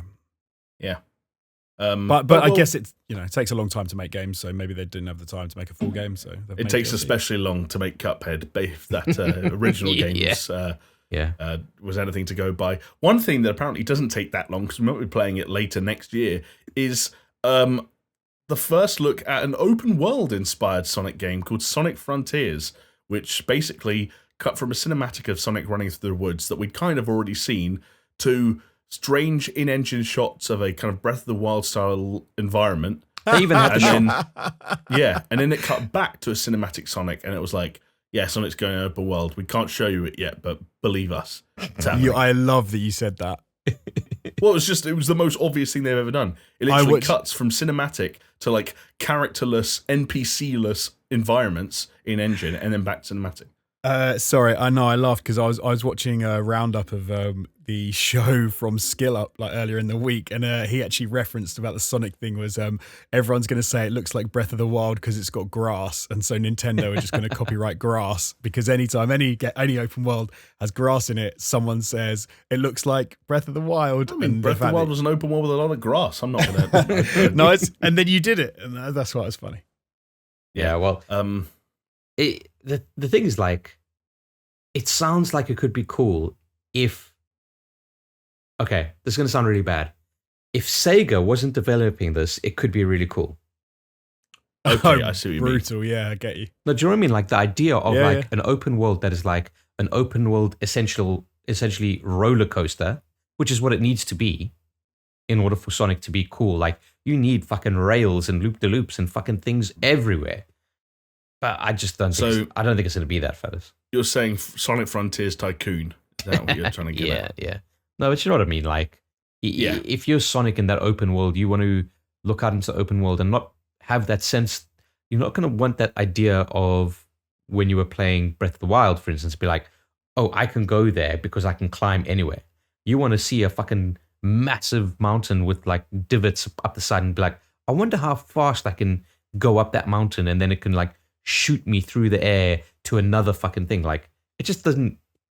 I don't know. Have you talking about Sonic movie that we were just talking about, Sonic 2, in the opening 5 minutes of the Sonic movie, like, the world that they've created here is basically identical. Right. So it's a big world with like tracks cut into mountains, and it's just Sonic zipping around everywhere insanely fast. Sounds like Sonic. But it looks like they've just recreated this for this open world game. Yeah, well, I worry about how well this is gonna turn out. We do worry, but one of the things that we can never deny is that Sonic fans will never be anything if not excited for Sonic-related content. So they'll be happy. And Furry's got a fur, right? Furry's got a yiff. Is that what that's what they do, right? Yiffing. Yiffing. Do you know what? One thing that could get me yiffing, if I don't know if sharks have vaginas, but I would fuck King Shark, because that Suicide Squad Kill the Justice League gameplay reveal was one of my favorite things they showed all night. Like, it wasn't outright like uncut gameplay. It was still very stylized, and there was lots of in-engine cutscene stuff and talking, but it looked cool. It did look cool. Almost looked like a 4-player Sunset Overdrive. Sunset Overdrive is exactly what it looked like. Yeah. Which that's not a bad thing. I watched it again like a couple of days ago, and it looks amazing. Like the set, the scenery and the level design stuff all looks great. But I was watching it thinking, there's a question for me about how like the gameplay side of it will feel and work, but it looks great. Like, it looks absolutely phenomenal. Like, if they manage to pull it off, I think it'll be fantastic. Actually, it's funny you mention that, because I have similar reservations when it comes to Forspoken, because that is a game that I was telling you guys earlier, looks like a tech demo every single time I see it. Yeah. Like, pretty, like, all style and no substance. I don't know what that game is going to be, and it's out in 6 months. They've given it a release date. I'm baffled. I'm honestly baffled. It is a weird one, right? And it seems like she can do anything. It's like where the tech demo, when they go, and now you can do magic, and now you can fly, and now you can skate in the air, and you're like... Also, like, again, it sounds like we're like dogpiling on Forspoken. One of the ways that Forspoken was described in development was like, oh yeah, did you know we got Gary Whitta and Amy Hennig to do the writing on this? But other than it being about some chick who was like, 1 second she's in New York, and the next second she's in Final Fantasy Land, or something. There are dragons. I don't know what the fuck it's about. Yeah. Yeah, no, I don't know. Weird one. One thing, though, that is just as weird, depending on your appetite for painting small statuettes, but apparently gets people very excited, is Warhammer, because Warhammer 40k Space Marine is back after 10 years with Space Marine 2. From what I gather on the interwebs, guys, people like this. People are excited, especially Henry Cavill. Henry Cavill's loving it. I feel like Henry Cavill's in that stage of his career, though, where he just pretends to like every slightly nerd-affiliated property because he knows it wins him internet points. No, he likes Warhammer, man. He's into it. I don't know. Like, 1 second, I love The Witcher. I love Mass Effect. Did you see me build my own PC? It's like, oh, you're trying too hard, Henry. Come on, be a celebrity for once in your life. I don't know, man. Like, I think it's the other way around. It's like, he's got a lot of money. He's fucking one of the most beautiful-looking men on the planet. And he's just like, yeah, fuck it. I'm fucking geeking out. I'm nerding out because who's going to stop me? True. And in fact, now that we're talking about it out loud, The idea of celebrities enjoying or liking video games makes me want to commit suicide before the day comes where Jimmy Fallon inevitably rounds out a bunch of celebrities and gets them all to play Among Us VR for one of his stupid YouTube videos. Oh, it's going to happen, yeah. It will definitely happen. Okay, Warhammer quickly. I've never played Space Marine. Okay, Like, you'd like it. it looks wicked. You'd like it. I watched that trailer. I'm like, this game looks like Gears of War, but with Space Marine stuff. It's Gears of War, except what if instead of having one animation for chopping people up with a chainsaw, it was basically a chainsaw and a sword that had combos? It looked great. And I'm like, okay, maybe I'll have to get into this. I think you will, Jones. Yeah, I think you will get into it. We'll see. And that guy that used to work on, Tim Willits, the former Bethesda guy, who was like a Quake and Doomy and Ragey guy, he's working on this. So there's some pedigree there. Do you know what else there's pedigree? Yeah. And I actually mentioned this earlier on because I wanted to put Jonesy to the test. In the new game from former Telltale developers, which is Star Trek Resurgence. Ooh. Which, wait for it, Jonesy, your favourite buzzwords, an interactive narrative video game set after the next generation. So it's the next generation. The next generation. I kind of thought this would kind of push your buttons a little bit more because, look, I get it. The Expanse, you've never watched it, like Telltale, blah blah blah. Make your jokes, 49% gameplay, but Star Trek: The Next Generation? Question mark. Yeah, I'd have to play this if it came out. There we go. See, any man that has put actual time and money into Star Trek Online automatically has his hands tied when an actual Star Trek video game comes out. But it's because it's so frustrating when you try and play Star Trek games and you're like, all you want is to play a cool Star Trek game because they used to make loads of cool Star Trek games, and then the only one you can ever play is Star Trek Online, and it sucks. And you're like, I don't want to play Star Trek Online. I want a kick-ass, cool new Star Trek video game. Yeah, it's so annoying. And instead, Jonesy, what you get is an interactive narrative experience. I'll do it. I'll play. I'll do it. I'll play.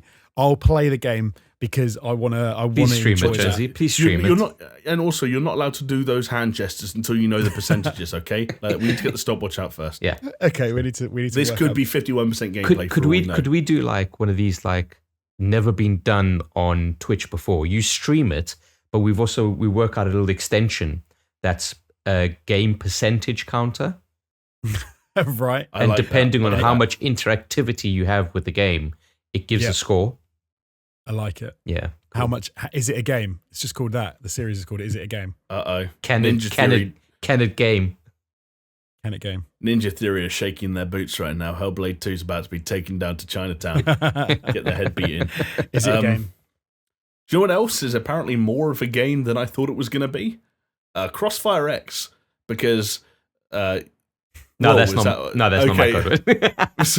For anyone wondering, we cross our arms sometimes when we have to like disconnect from the call for whatever reason. But yeah, when this kind of went AWOL after it was announced that Remedy, of all people, were working on a campaign for the very popular FPS game. Yeah. It disappeared for years. Kind of thought it didn't exist. Not only is it back, but we're going to be getting 2 single-player campaign operations as well as the multiplayer in fucking February, boys. But what does 2 single-player campaign operations mean? It means these things are an hour and a half long. We don't know what to call them. Yeah, exactly. It's a vignette or whatever they called it in Battlefield. COD? Battlefield. But it's like, going to be a little vignette. It's taken fucking forever. So yeah, probably because they make so much money already from it that they we don't really care about this. They and make also like shitload of money. It's ridiculous. Remedy said, we've got nothing to do. We'll make that campaign for you, Microsoft. And then 2 weeks later, Epic came along with a check for $300 billion. It was like, what if you made sequels to Alan Wake and Control? And they were like, we could do that. So they made a video saying we need to hire some new people. But yeah, it looks cool though, man. Like fucking, it looked cool when they first announced that they were doing it. It looks fucking cool now. Like I don't know. It seems like COD by way of some Metal Gear Solid-ish stuff. Yeah, I know what you mean, actually. Yeah, there is some like weird Metal Gear-y kind of stuff going on there. And it does look good, does look polished. One thing that I thought, looking later on at the show, that looked good, but for some reason also looked a little bit wonky at times, Paramount Plus's upcoming TV show, Halo, based on the series Halo. Mm. We got the first trailer for it. I don't know if you guys watched it. It didn't look cheap or anything. There were just a few times where it would cut to certain shots and like something about the set or the dressing, especially compared to something like, I don't know, like The Mandalorian. Maybe that's unfair. Something about it didn't have quite the same gloss and the same impact and the same feel. I wonder if it's just kind of like VFX passes that still need to go through those shots. I don't know. But I do know what you mean. But I didn't see it, unfortunately, so I don't know. All right. The thing that I always find out about, like, funny about these kinds of things, like, people are like really amped, like, oh, I wonder what Master Chief is going to look like. And then he comes out, he's like, yeah. True. He looks like Master Chief. Like, what were you fucking expecting? Like, he's a massive dude in green armor with a golden visor. Like, totally. That's what were you expecting? Literally never takes his helmet off or shows his face. Like, I don't know. You've actually made a very good point there, because I was kind of like, oh shit, it's Master Chief. And now you've put me on the spot. I don't know why. Do you know what's weird about that series? Like the game, like I'm still trying to get into. I can imagine the series would be quite cool because it's like sci-fi and it's set on the Halo rings and stuff, and you could have some cool. But are they going to have the Muppets in it? Because I don't want the Muppets in it. Yeah, they're going to have. They got to have some Muppets, right? Oh, I don't want Muppets. Okay. What else is Master Chief going to elbow in the head? Just Muppets. It has to be Muppets. Yeah. That was our first look at the Halo TV series. One thing I will say that this barrage of Game Awards trailers reminded me was that sometimes it's a little bit strange returning to a game that you feel like you've seen loads of, if not too much of recently. And like, Chris, don't take this the wrong way, but that was a little bit the case with Elden Ring, where I kind of had to reset myself from going to, I've watched about 5 hours of gameplay of this game in the last month, and now I have to just watch a story trailer, basically. Yeah, 3-minute story trailer. Well, it's probably making up for the like large amounts of time from announcement and then nothing to then the gameplay trailer and then blah blah blah, and kind of everything was ramped up. I know what you mean. There is a bit of an overkill, but I guess that's just the marketing machine for maybe one of the biggest games of next year that is coming out early next year. So we're just in the midst of it. I was happy to see the story trailer. It seemed pretty. It was pretty fucking sick. Better say. Yeah, and they brought the pot out. They brought the pot out, like IRL, and you know what was great? Fucking.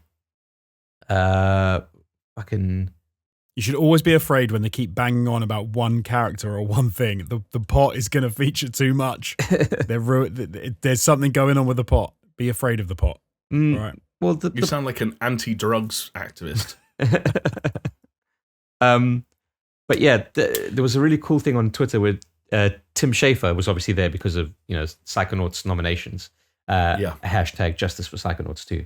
And he had a behind the scenes kind of video that he took from his seat, where at some point they had to take Alexander the pot and like move him. Oh, and it just looked like he would drank too much, and security had to like wheel him out. It just looked so fucking weird. I don't know. Like, go find Tim Schafer's like Twitter and look for that video. It's so funny. But yeah, lots of cool kind of like lore stuff going on there. It's just kind of like hype upon hype upon hype, man. Yeah. Another game that is building up a fair amount of hype out of the gates. And I'll be honest, when it first popped up this late in the show, I was a bit like, oh, really? Like, this is getting kind of like end of show treatment, but it kind of justified it. And that is Ark Raiders, which is the new game from Embark Studios, which is the team formed by the former head honcho at DICE and EA, Patrick Soderlund. He was the guy who used to come out on stage before the weird like guy who looks like a robot with a very chiseled jaw. It's a free-to-play co-op shooter, third-person one at that. A very cool, very gameplay-heavy trailer that also made great use of a fantastic song by Robin. Yeah. Dancing on My Own. I didn't expect to hear it, and it fit beautifully. One of those trailers that... I know I kind of said this with Forspoken, but I was like, man, you've clearly settled on using an engine that can, use telegrammetry or whatever it is to make really detailed and good-looking environments, and then you filled it with, like, a bunch of people fighting one robot. I hope there's a good video game in there somewhere. Yeah, I know what you mean. But that's the thing that's going to happen, I think, more and more going forward, because as games look better and better, I think the problem you're going to have, and this is what we were saying about before the podcast with Unreal Engine 5, the problem you're going to have is shit games will be able to look really good. And so it's going to be harder and harder to tell the good from the bad, and it's So going to true. be playing the actual game and Yeah. figuring out which ones are good or bad. Because this looked insane. Like Yeah. this, I saw this, and it was easily the best, probably the best looking thing that I saw that night. I was like, that it looked like a sci-fi TV show. Yeah. Like I'm sure it's partly because like the particle effects and the position of the camera and stuff. It just looked wicked, and I was kind of blown away by the visuals for this. Yeah. Yeah. A few things I want to say on like what Jonesy mentioned about shit games looking good. That means that game journalists are going to be even more important coming up, and they better not fuck it up. They better not like no, honestly, like Yeah, no, you're right. Like, you know, like we've reviews, seen it happen too often. Reviews are recently going to in the become last more couple of years. important than ever. You know, these previews, Yeah. reviews, etc. But on Arc Raiders itself, there was that one shot that was like really fucking sold me, where they were like running down the fucking the ground, whatever it was, between these like hills, and there were just these like missiles coming for them, or like lasers or whatever, but like with these like smoke trails and shit, and it just looked like a fucking Spielberg film. Like Yeah. Spielberg, like fucking War of the Worlds or some shit. And I was like, that's so fucking cool, man. Like that's such a great aesthetic of like running away from things and shit's just going all over the place, and it's just complete chaos. Yes. I did wonder as I was watching it, is it going to be to the detriment of the gameplay? Like if they've gone for this specific like look and view and camera position and stuff like that, because it looks good. Because we've all played racing games and you put cinematic mode on and you're like, wow, this looks great. You can't race like that. You have to change it back to a normal Yeah, mode. well, no, I get what you mean. So I wonder if this might struggle with a bit of that. That was kind of one of the interesting points, not to move us along too quickly, but about the end of the show is that Arc Raiders did ask a couple of questions along those lines, but also when you look at what's going on with Arc Raiders, you'll see that it is a game being developed on the Unreal Engine, and it is also a game being developed for PC and next-gen consoles exclusively, no cross-gen stuff, which we're now starting to get into the period, the phase of this cycle where that's more common. But you ask questions about like, okay, can you actually make a functional game, or like, what does it look like to have a game where shit's popping off and everything's exploding and there's particles everywhere and shit's fucking crazy? Can it still run in real time? Can it maintain 30 frames a second? What does that look like?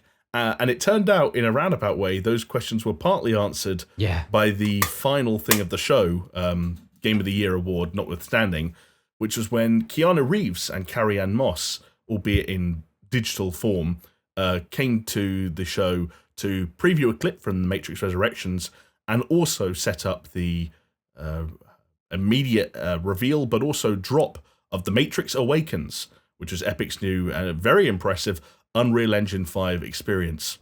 Which, like, if you so what I was going to say is, like, we've now all seen or played, to what extent you can play, the Matrix Awakens. Does that kind of answer some of the questions that you guys almost had about Arc Raiders in terms of the plausibility of extremely cinematic, very particle effect and like explosions and things flying everywhere and shit's popping off, or like with incredibly lifelike and cinematic quality visuals? Dude, because that's what that experience was about. Jonesy says no. Interesting. Wow. You will have to elaborate on that. This was one of the most overrated things that I saw this week off the back of the Game Awards. Like, I don't get me wrong, I played it. I thought it looked really nice. It made me want. Did you play around with the controls and everything, like after when it just puts you in the world? Oh yeah, I did, yeah. And it made me think like, oh, how cool it would be if we got a brand new Matrix game. Like that would be fantastic. And you know, an open world Matrix game where you get to drive around that city. And they even have like, I think they could like drone mode where you could fly around. I can already tell you completely missed the point. Go on. Okay, anyway, but no, the actual experience side of it, where you actually got to play like you were in a section of the Matrix. And I was like really hyped for it. I was like, oh, this is going to be great. You know, you're going to get to actually take over and there's agents attacking you. And then to just kind of have a pretty sort of little vignette thing where you could effectively just move from like an aim of one car to another and just wrap the shoot button a few times until the car blew up. I was like, okay, it looks great. Like, well done. But there's no gameplay here. This is me tapping one button to shoot a tire of a car. Like that's again. It was never meant to be a game. Never even referred to as a game. I know it wasn't a game, but then people were coming out afterwards and they were saying, "Is this the future of how great video games are?" Like, I have no idea, because the only section of that game that you can play and get an idea about, is it where are video games going? How great they're going to look, was the open world stuff, which again looked the world looked fantastic, but it wasn't anything that blew me away. I think you completely missed the point. First of all, because I think you talk about you wanted it to be the setup for like a bigger Matrix style thing, where the point that it is it made me think how cool. I was going to say that the point that it revolves around the Matrix and uses the Matrix as the foundations for like what it builds upon, completely irrelevant, like redundant almost. It's marketing.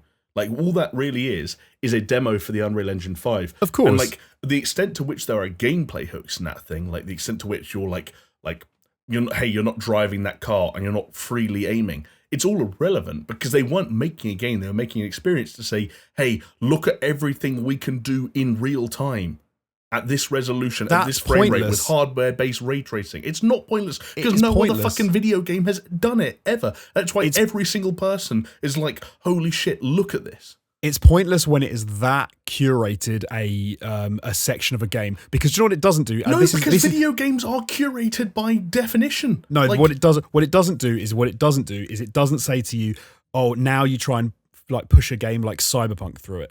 Because the problem Cyberpunk had, you could have given people a slice of like a game like that in an engine and gone, it's amazing, it's perfect, it works amazingly, it's beautiful, and everyone would have gone, it's incredible, and it's at 60 frames a second with ray tracing. And the second someone tries to actually make a game, it's trash. Like they needed to have done more of like you're creating this bizarre invisible jump between what that was to making it more of a game. No, I didn't want it more of a game. Do you think the frame rate drops if the aiming goes from like a thing where auto aims at the tires to a game where you have to aim at the tires yourself? You think the frame rate drops? I think the issue that I had with that was, as a tech demo for an engine, I want to see the engine in use for stuff that you're going to see in the game. The definition. And one thing they did was give you a completely on rails section where you effectively get to watch a heavily curated piece of a game in real time. It doesn't matter. Yeah, but hold on, Jonesy. The fact that they give you these controls to start like fucking around with the makeup of the engine and that world, and you can see the real AI time of an entire you can see the AI which of is an entire city of NPCs in which real was time. Great. You can change the time of day with hardware-based ray tracing on the PS5 and the Xbox Series X in real time. And as I said, that Jamie, stuff was the Series S as well. And as I said, that stuff was really good. Like the open world stuff was really cool, and it looked fantastic. And playing around with the controls and that was wicked. And I haven't seen an open world that felt like. Because there was one point, it was funny, there's one point at which I started playing that and I was like, oh, the traffic doesn't move, it's just stuck. Because it was like far too long that it was just static. And then it actually started driving around and I was like, oh, okay. And then I was playing around with like the car density and the people density and all of that sort of stuff. And it annoyed me even more that the opening section of that game, where you actually got to have more interaction on the Matrix side of it, felt so kind of boring in comparison. Because I was like, great. I've just played an on-rails section of a good. We're going to have to agree to disagree, but like again, I'm not trying to put words in your mouth. It sounds like you downloaded this thing wanting more of a Matrix game than you were ever going to get. When in reality, this was not at all. This was an Unreal Engine experience designed to advertise the Unreal Engine to potential game developers, not even to players that happen to use the Matrix as a backdrop. Let me use an example. No, exactly. But this is my problem with it. So, for example, one of the reasons there's a section in Marvel's Avengers that feels like utter trash, and that is a section where you're walking around. I can't believe it. Wow, we've gone become there. the meme. Listen. Full circle. You're walking around, right, as Bruce Banner before you turn into the Hulk, and it feels trash. And the reason it feels trash compared to a lot of other games that have you walking around is because the engine they've used is been built to play a superhero game where you can leap around and you can smash stuff. And so it doesn't work. The engine doesn't work well when you're just walking. So for an engine, for you to give an experience of how the engine's going to feel, I need to be able to play a bit of like a game in that engine. To just show me that it looks pretty in some situations is irrelevant. I need to feel how the engine feels when the game mechanics are working. And they didn't give you that. They just gave you some pretty stuff. I mean, which I'm like, What's the To point? be fair, Jonesy does make a very valid point there. What's the point, Jamie? Especially when you think of like the fucking what's it called? There was like the game mechanics side is the important part. engine? Oh, Frostbite. Frostbite. Like Frostbite, certain genres really fucking struggle. So because the engine struggles with certain. That's why you use certain engines for certain games. So you're saying it sounds like you're talking about a new engine. We're talking about the Unreal Engine 5, but the fifth Unreal Engine. That some of the foundations of some of the best games of all time have already been you're built annoyed, on the predecessors of this. You're annoyed that I didn't love this this demo for the Unreal Engine 5. I couldn't care less whether you liked it or hate it. My irritation. I thought it was a bad tech demo. No, my irritation is that there's a fundamental misunderstanding on your part of like what the impressiveness of what this is doing. No, I thought it was a bad tech demo. They shouldn't have done that. They shouldn't have used that. We need to move on. We need to move on because it just makes us look stupid. It just looked pretty, and it needed more. It needed so much more than just looking pretty. However, whatever skin they gave it. Jonesy, please, if I can give you one bit of homework between now and then, watch the Digital Foundry video on it. They're just going to tell me how pretty it looks. Which is almost an hour long, and please listen to people with game development experience, years of it, who are far more knowledgeable on this stuff than us. Tell us why you're wrong, please. They're just going to say how pretty it was. Because they couldn't do anything else apart from that, because you couldn't do anything else apart from that. There's something for you, Chris. Mr. I Love a Debate doesn't want to watch a video that's going to prove him wrong. Anyway. How's it going to prove? There was nothing to prove wrong, though. It's not like they got to play it. Everyone got to play it. That's the point. No, it's not like they got to play more of in that engine, play around in that engine and see how it actually feels like doing stuff. No, that's exactly what you're able to do in it. They actually got early access to it as well, and they got to interview the developers. Are you talking about the bit afterwards in the open world? No, but even the fucking tech demo, Jonesy, like you do whatever you do in there, and then it's like, cool, now you can fucking play around with the engine. You can turn everything into a fucking wireframe if you want to. Oh, to see all like the shapes and things. But did you not think like the collisions with the cars and stuff felt trash as well? We need to stop this conversation. I thought that was weird. Again, the very first thing I said, like 10 seconds into you starting talking about this, was that you've completely misunderstood what this is about. You're annoyed. You literally you saying, do you not think the car collisions were crap?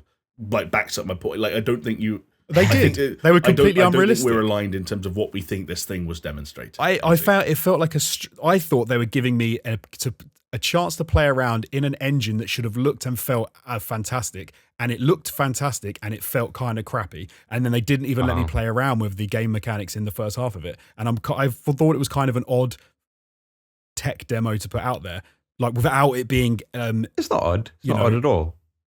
Why would they not make it better? Why would they not do a better tech? Because the engine's obviously going to be capable of it. Why would you give a half-assed tech demo? Well, to do that, you'd have to come up first, discover the fundamentals behind why you're one of the only people who thinks it's half-assed to begin with, and that's for you to figure out, not for it felt half-assed. It's one of the. I was unimpressed. I heard an expression this week that I very much like for situations like this. I can explain it to you. I can't understand it for you. I literally thought the reaction to it would be people going, "Oh, that was a bit of a weird implementation," and then I just saw loads of people going, "Oh my god, it was the best thing ever," and I'm like, okay, weird. Because for what it was, it is pretty much the best thing ever. Anyway, the thing that struck me about it is the whole point of it, though, right? Like marrying the tech demo with the Matrix is kind of saying like, hey, the Matrix, like as a simulation, and here's a simulation that you can play on your next gen console. And it just made me realize, fellas, we are living in Unreal Engine 25. Probably. I mean, yeah. Like it gives more precedence, and that's why they did it with the Matrix, to raise these kinds of questions. But it does give more precedence to the idea of like, we're fucking inching further, like closer and closer to the actual Matrix. And hey, guess what? We're in a fucking simulation. Well, one of the most befitting of a simulation endings to the Game Awards that we could have got was that when things finally wound down and we'd all drunk in the reveal of the Matrix Awakens, unaware of the arguments that were to follow, is Jeff Keighley finally took a moment to announce the winner of this year's Game of the Year award. Yes. And despite a number of hot and heavy frontrunners, the perhaps surprise winner was It Takes Two from Hazelight. Fair enough, which meant, Joseph Fares, one of the arguably a Game Awards made celebrity, got to take to the stage, reiterate his disdain for the Oscars, and take home an award that I didn't expect them to win, but fair enough. Like, it was one of those years. I'm glad they won it, man. Like, I think it's... Yeah, I am as well. It's a good thing. Like, it's a well-deserved win. Like, would I have preferred if Psychonauts 2 took it home? Sure. But, like, it's probably a good thing for the industry that they won it. Yeah. Did you get the feeling with all of the awards that this year, maybe more than most, was just a case of trying to just disperse the awards around, a select few games? It was almost like, oh, this game needs to win something, that game needs to win something. Because like Psychonauts had however many nominations and it didn't win anything. Well, but there were other instances where it was I don't know. It just felt like it was almost like I kind of know what you mean. Like, Deathloop won a couple, right? But otherwise, it was like Metroid Dread won, I think, like one, and then like Guardians won one, and like there were like Resident Evil won one, and Forza won, I think, 3 in the end because it was good for like accessibility and that kind of stuff. Yeah. It was a bit of a, but hey, It Takes Two is a great game. So fair play. Yeah, and I like what Hazelight are doing, and kind of, I'm not going to say what they stand for. That sounds a little bit too poignant. But well, hey, like, so far they haven't molested anyone, so they're you know what?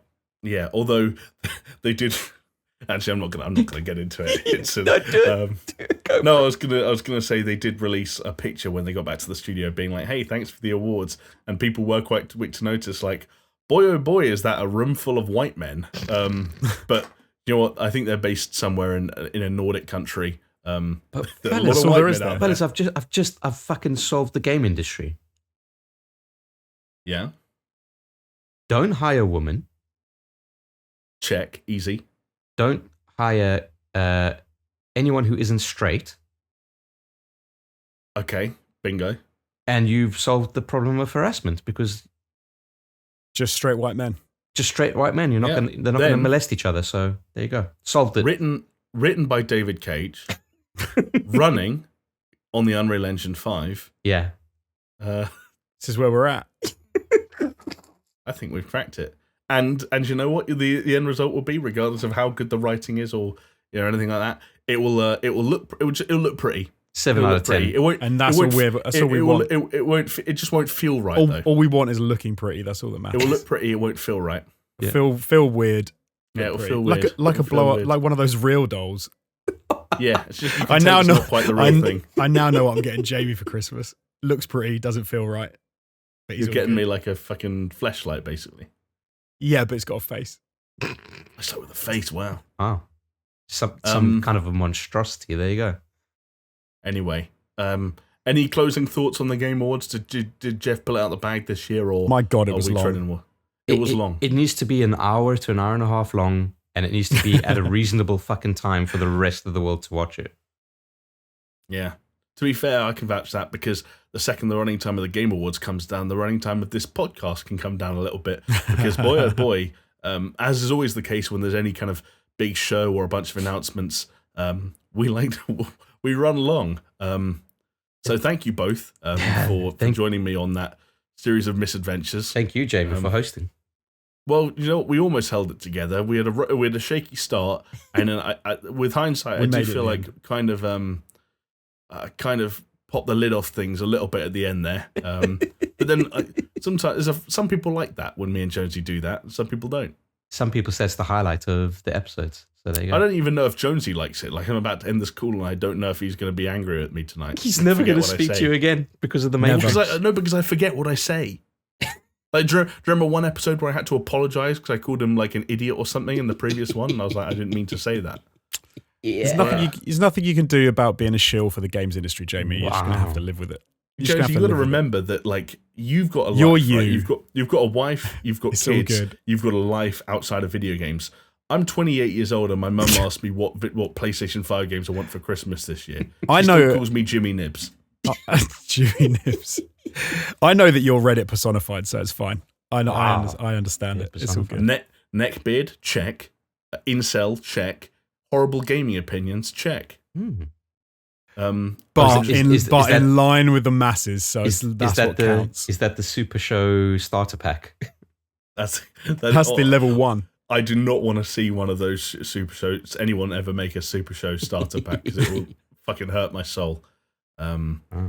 Anyway, we've made it to the end. As I said, thank you both for your perseverance and making it through that mass of game reveals and gameplay bits. Thank you for and hosting, announcements Jamie. and all that stuff. My pleasure. And thank you all at home so much for listening if you're on a podcasting platform, for watching if you're on YouTube. Remember to like the video if you are over there, subscribe to the channel, leave a little comment. Stay tuned to all the hot content we've got coming out over the festive period. There are 6 lists that are going to be hitting the YouTube channel soon. If you want to get them extra early and also help us out in the process, patreon.com/supershow. You can subscribe at the $5 tier and get access to a wealth of premium exclusivo content. And in the meantime, we'll be back, presumably, depending on both COVID and Christmas, next week with another episode of the Super Show podcast. But until then, thank you so much, and we'll see you later. See ya. Yeah.